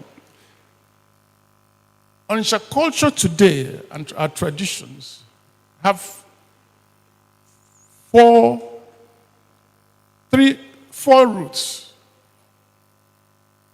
Edo, which is Benin, Igala, Igbo, and then our own self-originated elements of cultural behavior, our norms and practices. Okay, Edo, our rare traditions come from Edo and Igala, mixed Edo and Igala. Okay, Ifulu, Abani, Dupatalo, Asaba. That is very much Edo symbolism, okay, which we have also. Certain other elements, which is Igala. Our spiritual beliefs, our traditional spiritual beliefs, are largely Igala and Igbo. Largely Igala and Igbo. Ndi Onisha, more Afia, more Gonogo, Igala. We know the spiritual symbolism of Mogonogo. Na Saba, Obu, Egugu. Egugu is the equivalent for us. And the interesting thing, now Lagos, Mwelo Eyo, which they call Egugu also, and other Yoruba areas have Eyo. And Eyo in Yoruba land commands the same respect as Egugu na Saba, as Moafia and Onitsha. So there's some connection there. Then our social system is largely Igbo by acculturation. Okay? And then, of course, we have our own self-generated, internally generated elements of our culture and tourism. Then, of course, our governance and jurisprudence is largely Edo. So, Ndi Chiani, okay, Ijan Edo, same titles of Ndi Chiani are repeated or copied it from there. Asaba has some equivalents. Iseluku has some equivalents, and so on and so forth. And the functions of Ndichi are similarly the same. And of course, as we say, culture is never constant. It keeps moving and keeps evolving. Okay. I'll talk about our political system very quickly and our judicial system. The political system, our monarch, Igwe, is at the peak of it. Supported by Ndiche, who we refer to today as the political heads of their various villages, etc. Ndiche originally were the warlords to protect our boundaries. Adanuzaya Kita, Ananuzaya by word of mouth, Jekot and all that. But they're the political heads of their various communities. And we meet together at the Council of Ndiche, where we discuss issues of the community under the monarchy, under the monarch. I went to yesterday. We had a 4.5 hours meeting yesterday. That's normal, okay? Today we have 24 Ndiche, but the total number we could have is 52. And those are established positions, established by our ancestors, which I can't even change. I can't add or subtract. If there are vacancies, we fill them in the fullness of time. Okay? And these shade in 3 categories. Ndiume, the Madi C, and each of them looks after 1/6 of Onitsha. Which ones were Ebolo, which ones were Kowai. Ndiume, they are the first class chiefs. And then, of course, Ndiokwa are the next, and Ndiokwa Reze, the third class. All of us have our duties and so on. On the other side, I went on the Diopa. The Diopa are the spiritual heads of their villages and their communities, etc. So only Onitsha, his village, is spiritually subject to Diopia. So I don't want to, if Onitsha, Diopa are Soplonichi. More no Diopa. I have to respect him as my Diopa. And I respect him as his Onitsha. Okay. Then other groups, constituent groups, Onitsha Improvement Union will celebrate its centenary next year. Actually, it was due this year, but they celebrate it early next year. They're 100 years old. Doing what other town unions do. Okay. But it was founded in Lagos, actually, as a welfare organization until they came back home and so on and so forth. Our age-grade societies perform very distinct roles in Onitsha. Depending on their age, the youngest ones do the job of protecting the community. Ajanu batano bodo ofaka tulialo malife game. Ajomadu batano bodo ofaka tualo malife game. As you go older, and the older ones then join Ndiche in governance of the community. The balance, also, some of them are here. Each also is a spiritual anointing. You cannot be an Onitsha, you cannot be a Onitsha. So that's the significance of also Onitsha. It's a stepping stone to spirituality, our traditional superiority, to rise to higher levels. They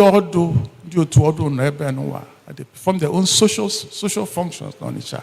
Ndị okenye, asị na ichi ọzọ na-egbu ọdụ n'Onitsha. Okenye elui. Okenye elui means you can ekwu eziokwu. You will not engage in anything that is not proper, and you provide leadership. That's what it's all about. And then, Onitsha, their primary purpose, they were in charge of the markets. They operated the markets. But also, they look after all our shrines and deities in Onitsha. And they look after the welfare of the women, the governance of the women, the Fanaka. Unfortunately, for over 100 years, I can shiro Omu no Onitsha. Omu bu onisi ndi Igbo Onitsha. She is the leader of the women group. And Omu has almost the same authority as Eze Onitsha, except over the women. She will dress like Eze Onitsha, and in public events, she sits immediately to the left of Eze Onitsha. That is the role of the Omu. We're in dialogue, and someday we'll get it back. Then, of course, the Onitsha Youth Council, I think many of them are here, a very strong group, and their former leader, Honorable Ayamba, has done so well. that the Anambra State government appointed him the Commissioner for Youths, and he's doing very, very well in that position. So that's our political setup. And the judiciary, we have stages. Okudapata between two people or between two groups. The Diopa of the community is the first level. Then Onyiche of the community is the next level. Then Obi in council sits in a court every Wednesday to adjudicate cases. And most cases are resolved at that level. Any appeal from there now comes to me as the final arbiter and the final ruler. But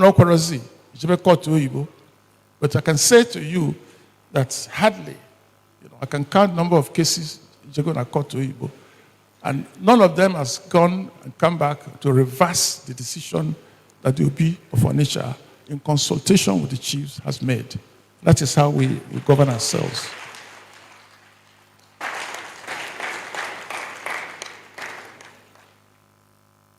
Actually, in one of the cases that went all the way to the Supreme Court, Justice Mary Odili wrote a very strong note commending the Onitsha traditional judicial system.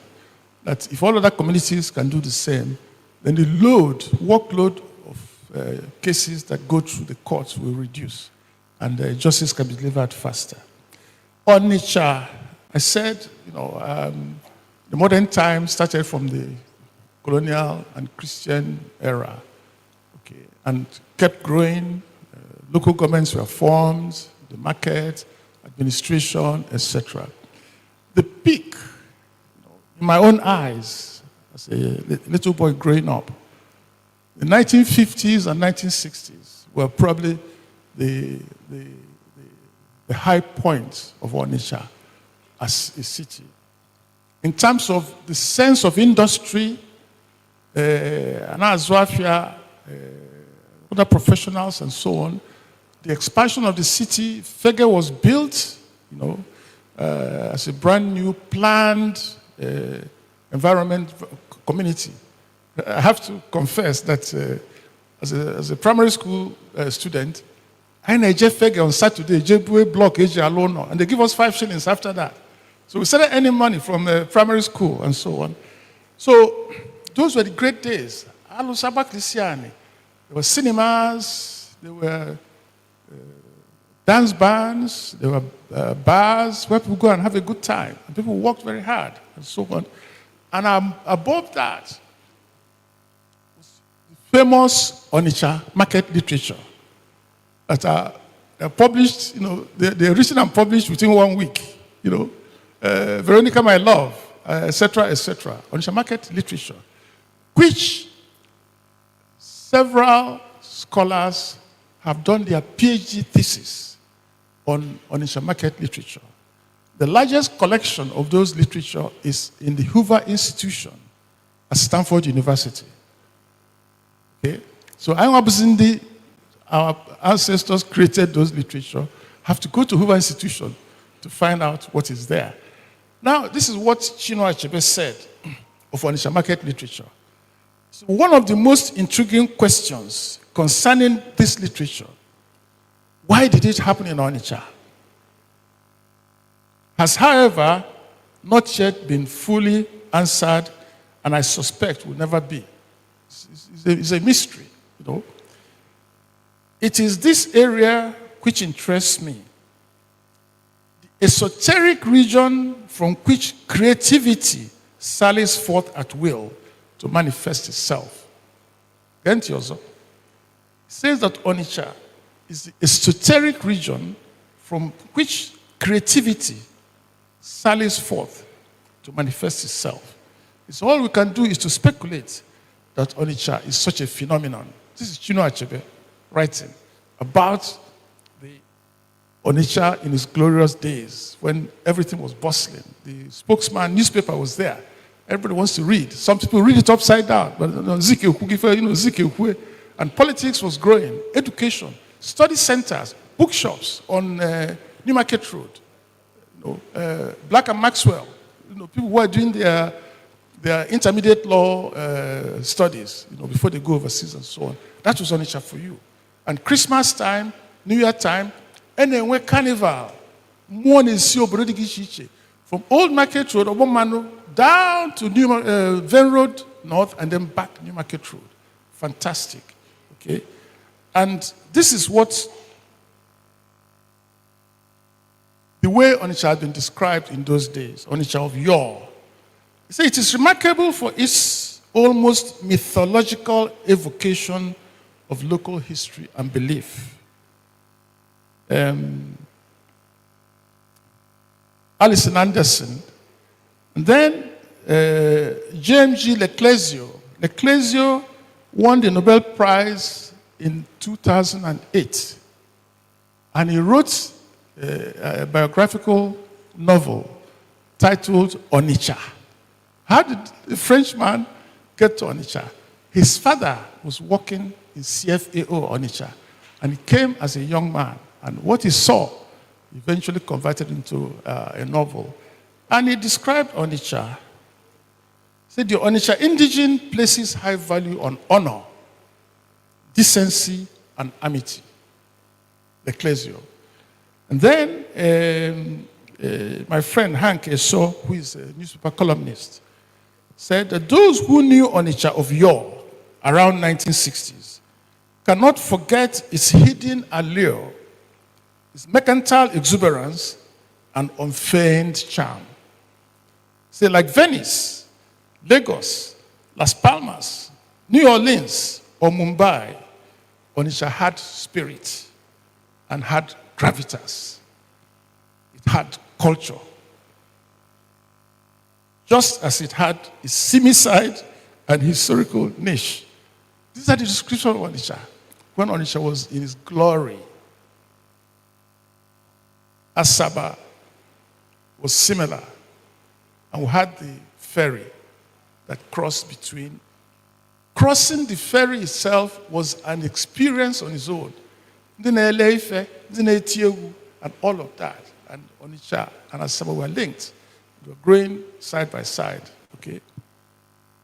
Then came the Civil War, and everything changed. The Civil War changed everything. Destruction, physical destruction, but probably more damaging was the psychological destruction the Onitsha felt. Other communities, the Anambra State, the southeast, Asaba was badly damaged. We all suffered the same thing. Okay, that's the turnaround. The same Hanke Shaw came back as well as Onitsha. So after the Civil War, see, Onitsha of yore was a fun place to be. However, much has changed now. Onitsha has lost its groove. From gravitas, it's lost its groove. Verve and much of its history. Onitsha remains, as ever, the sardonic city of drudge and enterprise, that so much effort yields little in recompense, and quality of life only conveys the infinite mockery and paradox of this sometimes feral city. Still, Onitsha remains untranslatable and unreplicatable. You must visit to experience it. So if I go. So where do we go from there? How do we re-engineer and reposition and restore Onitsha? I came to the throne in 2002, Photo Budosuwede, and I defined my philosophy for governance, traditional governance of Onitsha, as peace and reconciliation based on truth and transparency as foundation for sustainable development. We have to be transparent and we have to reconcile. It's important that you must reconcile. We've been working on it for all this time. And 2017, we've had several efforts, study groups, etc., etc., 2017, we set up what we call taking Onitsha to the next level. We had 15 study groups to study all aspects of Onitsha and come up with recommendations and so on. Then after 1 year, we got recommendations. We agreed on how to start the low-lying fruits that we can harvest. Then COVID came. A setback initially, but COVID got us thinking also, what after COVID? Because COVID revealed all social engagement on Onitsha. No marriages, no funerals, no title taking, and all of that. We realized how interconnected our local economy is to one another. If there's no ceremony, Ndị have no job. Ndị canopy have no job. Ndị have no job. Ndị have no job. Photographers and so on. And how do they restart after COVID? Some of them are so beaten down, they couldn't restart again. So we started immediately, even during the COVID, to begin to think of post-COVID. Economic empowerment program, post-COVID. I had a couple of studies, and this is what I said. Setting up the study group. That we need to support the struggling and budding entrepreneurs in our domain in weathering the post-COVID-19 economic and social challenges. That is the target that we set. Then, when the study was over, they will set up what we call the Onitsha Advancement Foundation. And I said again, is to create and facilitate the development of programs and services that will foster a changed mindset, a participatory action, and empowerment in the lives of Ndị Onitsha Donidu and the community they serve. Okay. So we've been at it all along. We made a lot of progress and all that. On Sunday, we had our quarterly town hall meeting where Ndị Onitsha, wherever you are connected. 4 hours. We had people from 10 countries, Ndị Onitsha, connecting, where we discuss all these issues and map out the way forward. And then Onitsha Advancement Foundation is the platform for our development. We have 2 registered, it's registered with the Corporate Affairs Commission, with 2 standalone institutions on entrepreneurship development and leadership. The other one on computer, IT development. Okay? We want to make Onitsha a hub for IT development. The third one, which has not come into place, is the finance, microfinance institution to fund these young entrepreneurs. We've got a cooperative program, which has been initially very successful, but we're wobbling right now. We're looking at it. We have a health and well-being program where we manage our health, educational program, all of this, even our internal security. We have our own vigilante group, not the AVG of the government, our own internal vigilante group to service our people. So challenges. Now, most of these programs, the health and educational program, apply to any child in Onitsha, benefits from our educational program, wherever it comes from. The health program, if you walk in, we have a walk-in health center. You can just walk in as a nurse there. We will attend to you and can call a doctor and all of that available. But there's a bigger Onitsha cosmopolitan city now that has grown around, that has merged even with Obosi, with Mpo, with Ogidi, and all of that. Those ones present a totally different challenge. Okay? Population is growing, youth unemployment, the transient population Onitsha becomes a repository. But they sleep rough. Okay? Worker is terrible. Okay? The infrastructure has not grown. Infrastructure has not grown. You probably see some roads that were built in the colonial times and so on and so forth. Inadequate and non-existent infrastructure, crime within, and Kinesia Bata is there. Of course, environmental pollution, noise pollution, air pollution. Onitsha generates the largest IGR in the state, and I think that's next to nothing. All the markets, the tax collected, we don't get money reinvested. And so those people who've been on Onitsha, and the Onitsha, and the majority now brought the Onitsha, who contribute to that IGR, don't get the benefit of the IGR. Roads, where they live, and so on and so forth. That is the situation that we face. But then Onitsha, being what it is in the eyes of international organizations, especially the UN Habitat. So in 2009, UN Habitat did a study, a structure plan for Onitsha and satellite towns to remap and redesign Onitsha. Residential areas, industrial areas, etc. Onitsha now is the cosmopolitan. We should include the satellite communities, Ubosi, Bo, Ugidi, Nkwale Zunaka, Nsugbe, etc. They did that and presented to our state government nothing. In 2010, at the Shanghai exhibition, Onitsha was designated one of the five fastest growing cities in the world, but with inadequate infrastructure, housing, roads, water supply, etc. And in 2012, UN Habitat came back again to do an urban profile report. First of all was the mapping up. The second time was how to implement. And then, of course, nothing has happened.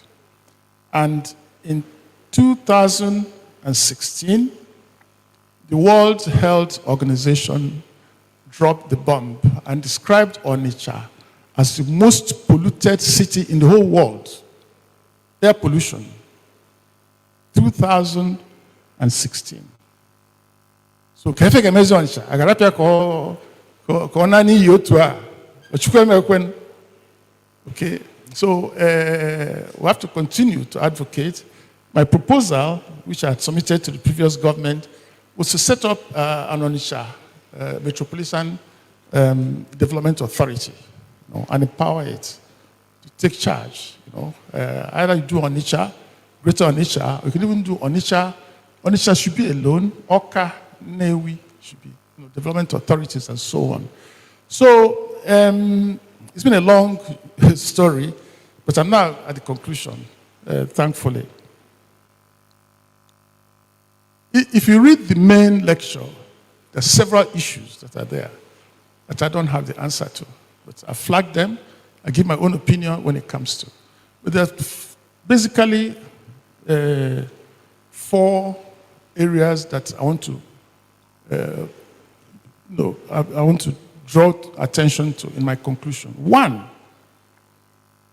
it's important to establish the linkage between Igbo, Yoruba, Edo, and the other language groups. If you go back to that internal migration where we all took off from and then broke up, if that is true.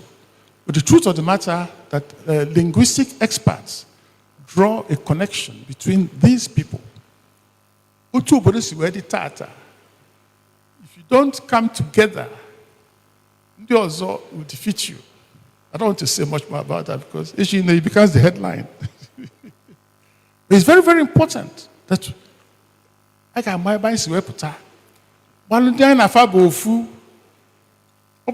any bad relationships in the past, maybe we can fix it and mend it, knowing that okay. Eluwa is book, which is called Adonidu. That book is 700 pages long, and it made several claims about the history of Igbo, which has not received scholarly attention to authenticate it or otherwise. And it claimed there was a great empire called Adonidu that ended up, that Ile-Ife was the capital of that empire. And the Igbo were the dominant people, Ndi Bonachi, Ile-Ife, Adonidu, until the migration. We ought to authenticate it because It gives a new perspective to our relationships and who we are and where we came from. Third, Chima, from all indications, Chima bro Onitsha, no Munai no na Nioma, Chima na all of the southeast. Chima na Yoruba land, okay? And again, you see, we can build up relationships and bonds and figure out how we got to where we did and all of that. And then, of course, finally, the government, I've mentioned already, to pay attention to the re-engineering of the Onitsha metropolitan area is very, very important. Onitsha is the biggest city in Anambra State. You can't wish it away. And if you keep drawing IGR, you don't reinvest. It's like milking a cow without feeding the cow will die. Okay, so that's my fourth recommendation. And finally, I want to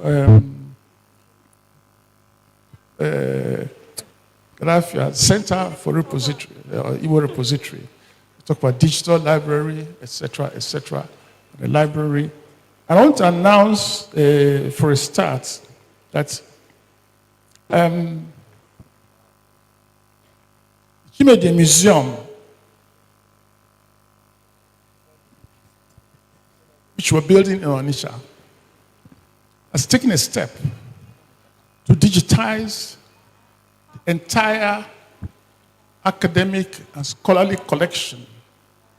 Professor Richard Henderson and his wife, Helen Henderson, were both social anthropologists, and all their academic life was devoted to the study of Onitsha. So they have manuscripts, they have scholarly papers, they have newspaper cuttings, they have hundreds and hundreds and hundreds of photographs of Onitsha that don't exist anymore. Video recordings,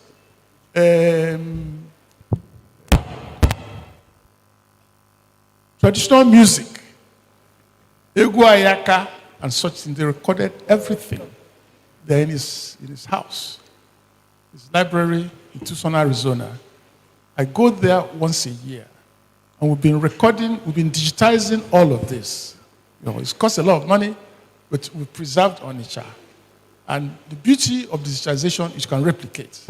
So, VC, a copy of the Henderson digital material will be presented to the Center for Igbo Repository as a start.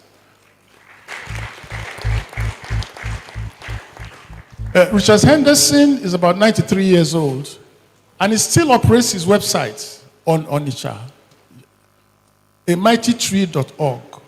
amightytree.org. You go there, the treasure of information on Onitsha. And then, of course, we'll put together a collection of books on Onitsha by different authors and present to the library also. One of them is a book edited by Professor Kirun Zewu. Scholarly essays by different people. But the beauty of it for me is that it has close to 500 bibliographical references on Onitsha and Igbo. Bibliography, 500 items of bibliography. It's a treasure trove. All of that will come there. And finally, gratitude. This lecture, I take responsibility. Whatever I said, I take responsibility.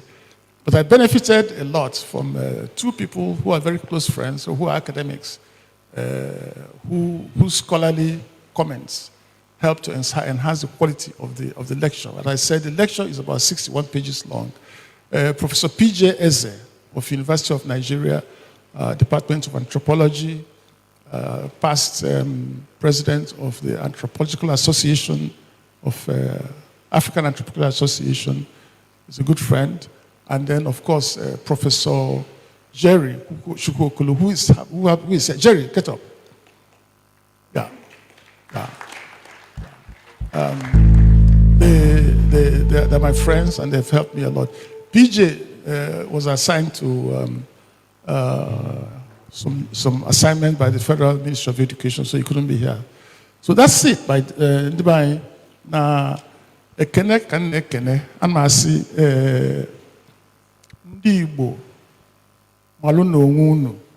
Know thyself. If you know thyself, onye ukwu efe na abụrụ eziokwu anyazea. If you don't know ourselves, if people will take it. You see, that's very, very important. The Bible.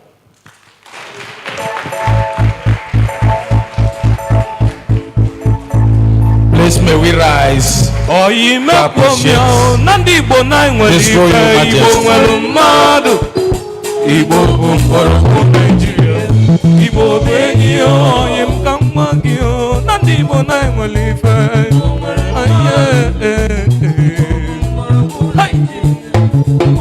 Obi afraid that no one Igbo come.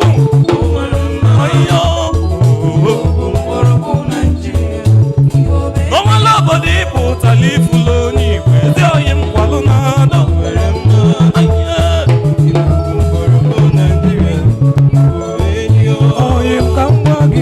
Thank you.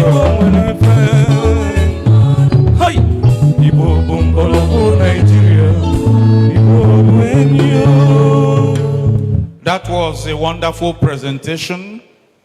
Honestly, I never knew that Abogidi still, has the strength like this to stand for over 1 hour to talk to us. This is a special grace. Please may we put our hands together for him again. Thank you so much, Your Royal Majesty. I think I can go home with something today. Thank you again and again. We'll take the remarks and we're going to start with the remarks by one of the fathers of the day, royal fathers of the day for that matter.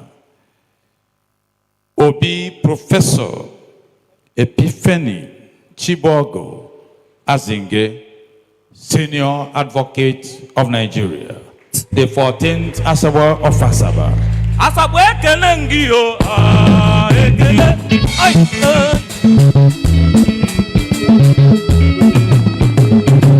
Professor Epiphany, Onagadema, Asaba ekele ngio, ekele. Your Excellency, the chairman of this occasion, other excellencies here represented, Mr. Vice Chancellor, let me in a special way acknowledge His Royal Majesty, the Obi of Onitsha, Abogidi Igwe, other Royal Majesties in attendance, invited guests, gentlemen of the press, distinguished ladies and gentlemen. I bring you good tidings from Asaba. Asaba that is very, very close to Onitsha, on the other side of the divide. Asaba that is the capital of the Delta State. Asaba that was once the capital of Nigeria in the days of the Royal Niger Company. Asaba that is today the fastest growing capital city, not just in Nigeria, but in Africa, south of the Sahara.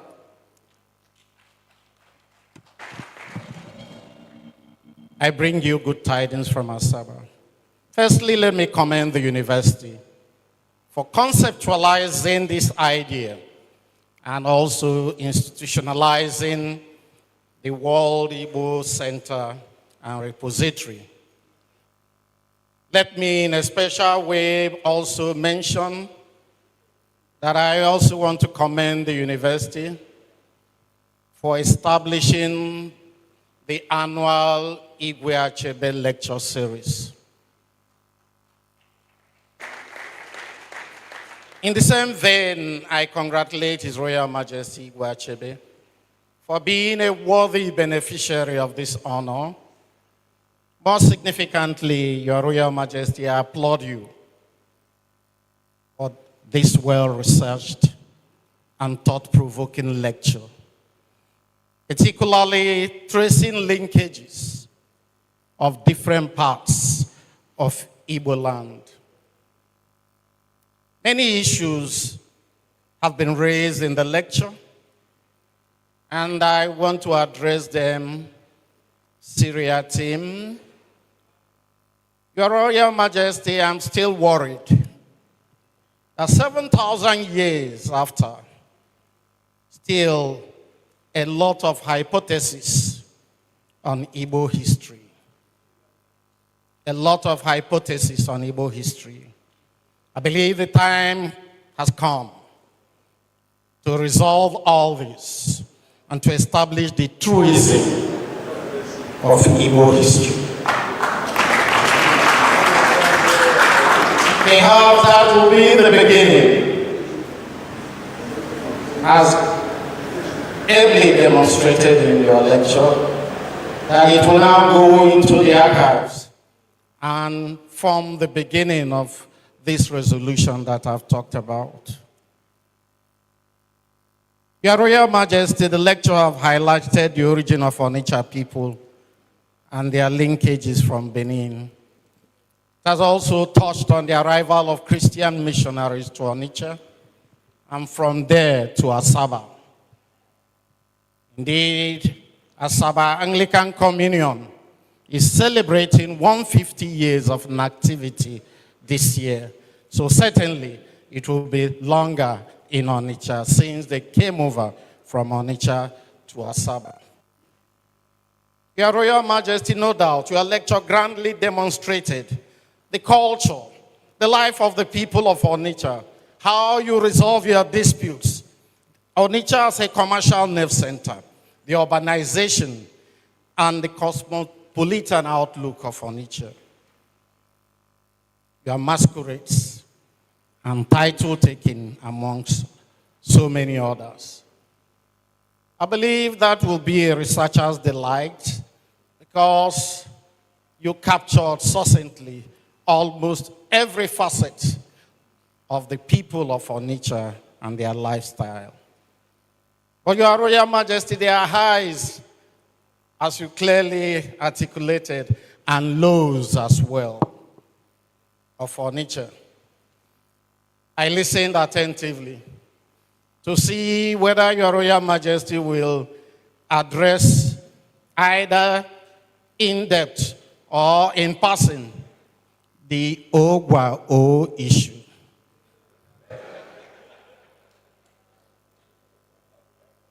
But I believe Your Majesty cleverly avoided that, whether it is Onitsha Wobosi or Wobosi Onitsha, that is yet to be resolved. Your Majesty, the laws also include how Onitsha people allow the high-rise buildings in Onitsha, the defacement of the architectural culture, and the takeover of their land by supposedly non-indigens. I believe that was when Onitsha lost it all.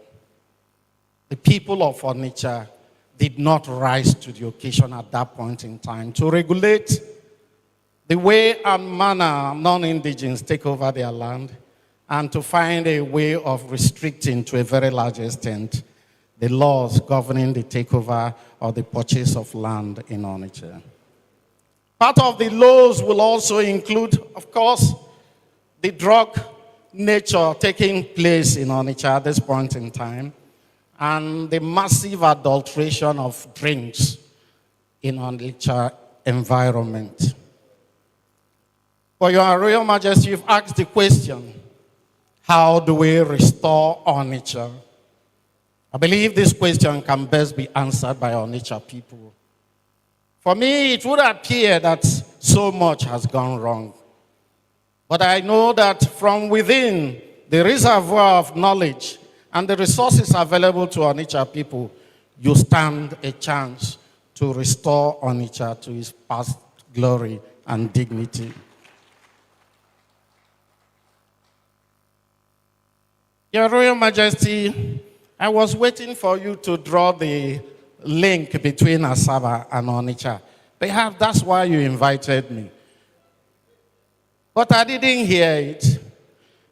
Before the war, there were a lot of intermarriages between Asaba and Onitsha people. Indeed, our people were questioning one another.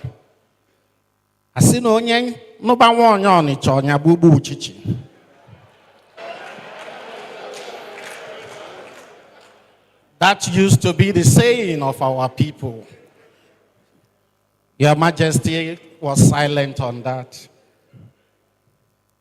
Of course, Your Majesty did not also dwell on the arrival of Mongo Park and the Landa brothers, those who came from afar to discover a people that have been living in a place for centuries. These are some of the fallacies of history, but we keep accommodating them.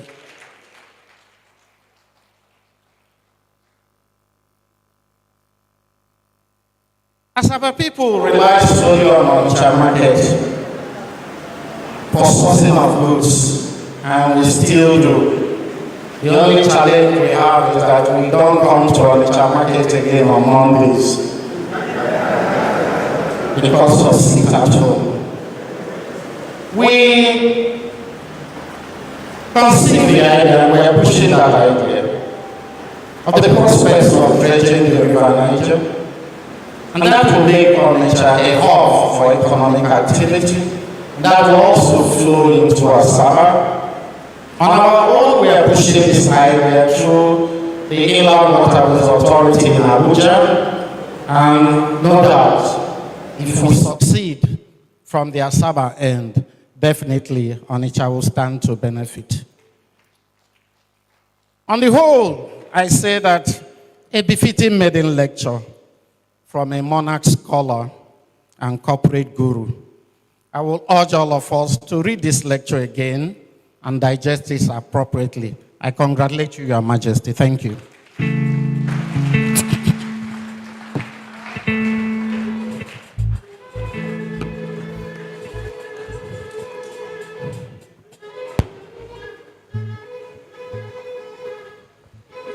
Thank you, Your Majesty.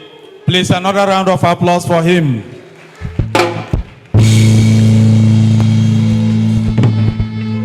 That was another good one from His Royal Majesty. Of course, we saw a meticulous balance of professorial credentials and traditional paraphernalia, all combined in just one man. We salute you, sir. Thank you very much. Thank you. Please, we want to move faster now because we must have to end at the appropriate time. But we need to have some remarks.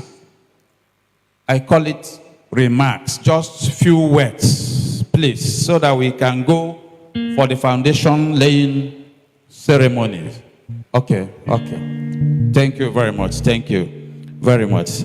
I've just been directed that we move on as we have it here on the program. So on this note, I would like to invite His Excellency, the Executive Governor of Enugu State, Dr. Peter Mba, ably represented by the Honorable Commissioner for Water Resources, Enugu State. Your Excellency.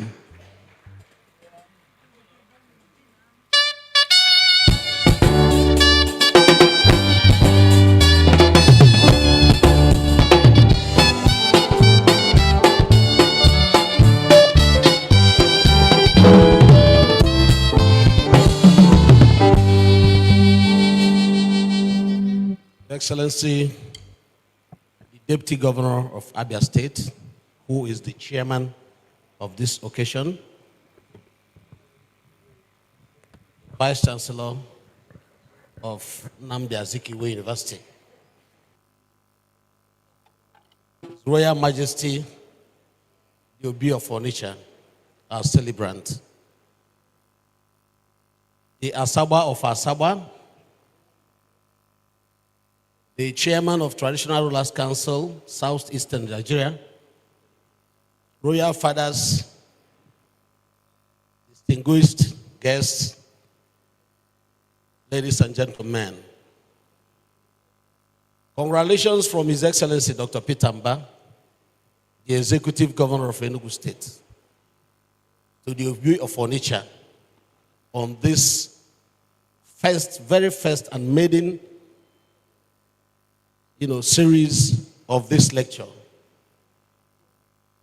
While I saw my name on the manifest to represent His Excellency, what first came to my mind was I likened Nnaemeka Achebe with the motto of the University of Nigeria, restoring the dignity of man. This man, Igwe Alfred Nnaemeka Achebe, is an epitome of intelligence. He has brought swag to the traditional institution. His humility, his stature, as put by Professor Ono. When I read your speech too, you said that this is an institution of man. So that was when my conscience was justified. You well situated him. What can we say? Well, thank you, the University, Nnamdi Azikiwe University, for this maiden edition, and we do hope and confident that going forward, this is the initial one, that all that has been said here will be documented across all the divides within Igbo nation. It's very important. Just like the lecturer said, that if you don't write your own history, your enemies will put it down for you. I mean, it's so disheartening that our language is diminishing, that we don't speak our language to our children. It's a challenge. And then the history of yesterday juxtaposed to today and then the future. You can imagine. But I'm confident that the personality of His Royal Majesty Nnaemeka Achebe, on whom this foundation has been laid, is going to stand the test of time. Congratulations, Your Majesty. Congratulations, Nnamdi Azikiwe University. And thank you. Thank you, Your Excellency. May God bless you. Still in the next 1 minute, distinguished guests, ladies and gentlemen, may I invite His Excellency, the former Executive Governor of Anambra State, Mr. Peter Obi, ably represented by the former Honorable Commissioner for Economic Planning and the first female Chief of Staff, the Federal Republic of Nigeria. Thank you very much.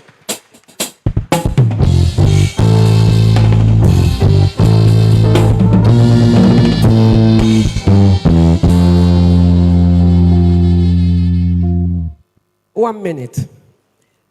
Your Excellency, Your Majesty, the Obi of Onitsha, and the Chairman of the occasion, please let me stand on the protocol already very brilliantly established. I bring you greetings from His Excellency, Mr. Peter Obi. I'm very happy to be here, though I'm very sad that I'm represented. I should have accompanied him here. The man being celebrated today, Abogidi, is a man very much loved by Peter Obi.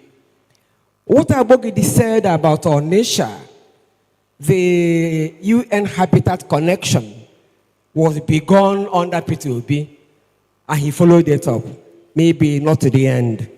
So he brings you greetings, he congratulates you, and he's very happy that Onitsha revival and everything and Igbo culture are being brought to the academic domain. He's confident that now that a center is being established here to look at the Igbo nation and Onitsha in particular for today, that the academia will do research and will discover things that will strengthen the Igbo nation. As we know, Peter Obi loves education. He has shown it in various ways. And I'm sure he will love what is happening here. And I'm sure he will support it in whatever way he can. Thank you and congratulations, Your Majesty. Congratulations, the Vice Chancellor and all stakeholders. And may God bless Anambra State, bless the Igbo nation, and bless Nigeria. Thank you. Thank you very much. So sorry, we are just trying to be fast enough. That's why we are giving 1 minute. Please, the representative of the special guest of honor, Dr. Moji of the Zenith Bank, please. 1 minute, please.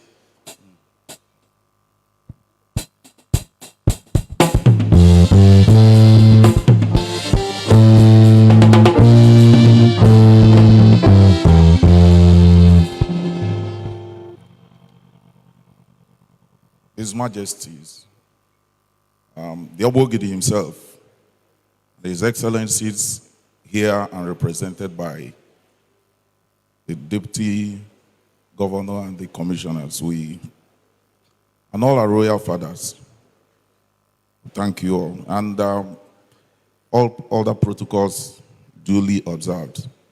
Here, I am on behalf, I'm representing our Group Managing Director, Dame, Dr. Adoru Moji, the Group Managing Director of Zenith Bank PLC and Zenith Bank Group.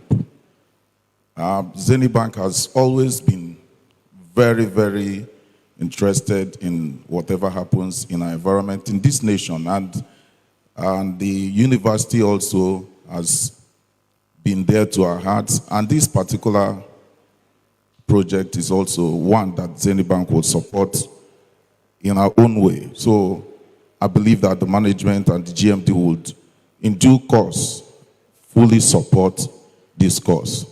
Once more, I want to say thank you, and may God bless all of us and the Igbo race.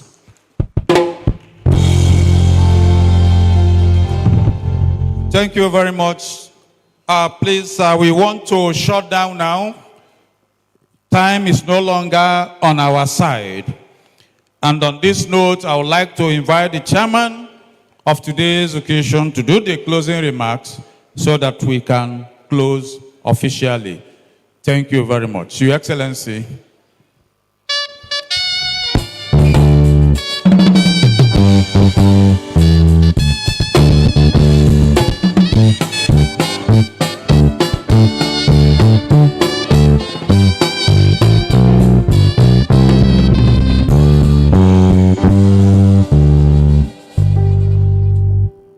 Thank you very much. I really want to use this opportunity to thank everyone who took out their time in making sure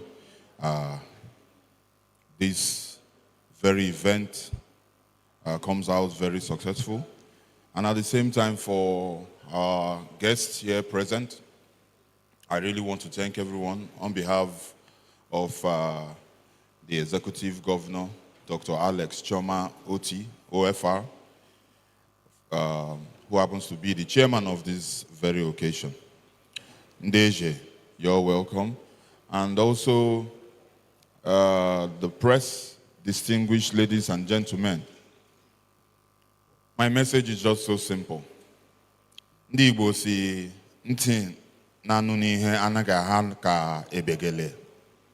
That means the ear that hears is never as big as a basin. We've all heard about all our father here, the Obi of Furniture, told us, has explained to us our history and where we're from and concerning our migration. And I believe this very maiden edition, going forward, we'll be able to collaborate properly in saying that this very huge step that has been taken today continues to live long. My final prayer here is we all return back to our respective homes better than the way we came here. May God bless the Igbo race, may God bless the Federal Republic of Nigeria, and may God bless you all. Thank you.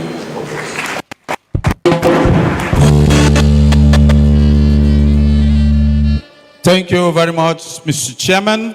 Please may I invite Reverend Father Greg Eke to lead us in the closing prayer, after which we take the national anthem, we take the university song, and then the national anthem. Thank you very much. Father Eke, please. Please may we rise.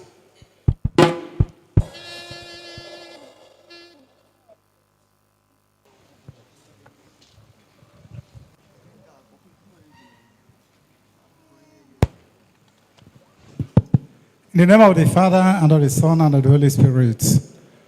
God our Father, we thank you for the life you have given us. We thank you for the gift of today. We thank you for the Igbo nation, for enriching us with the various cultures and our history. The work we have started today, it is by your grace. We ask that you continue to lead us, that what we have begun today will go a long way in enhancing our history, understanding ourselves, and progressing according to your will. As we are about to leave, guide us to our various destinations, protect our guests. May we all go back rejoicing, more enriched by the lectures we have had. At the end of the day, may your name be glorified, may you continue to be sustained, and at the end of our stay here on earth, may we all gather together once again in your eternal hope in heaven through Christ our Lord. The Lord be with you. May the blessing of Almighty God, the Father, and the Son, and the Holy Spirit come down on you and remain with you forever.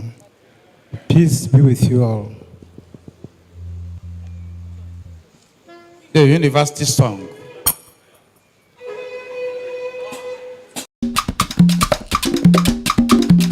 La la la la la la.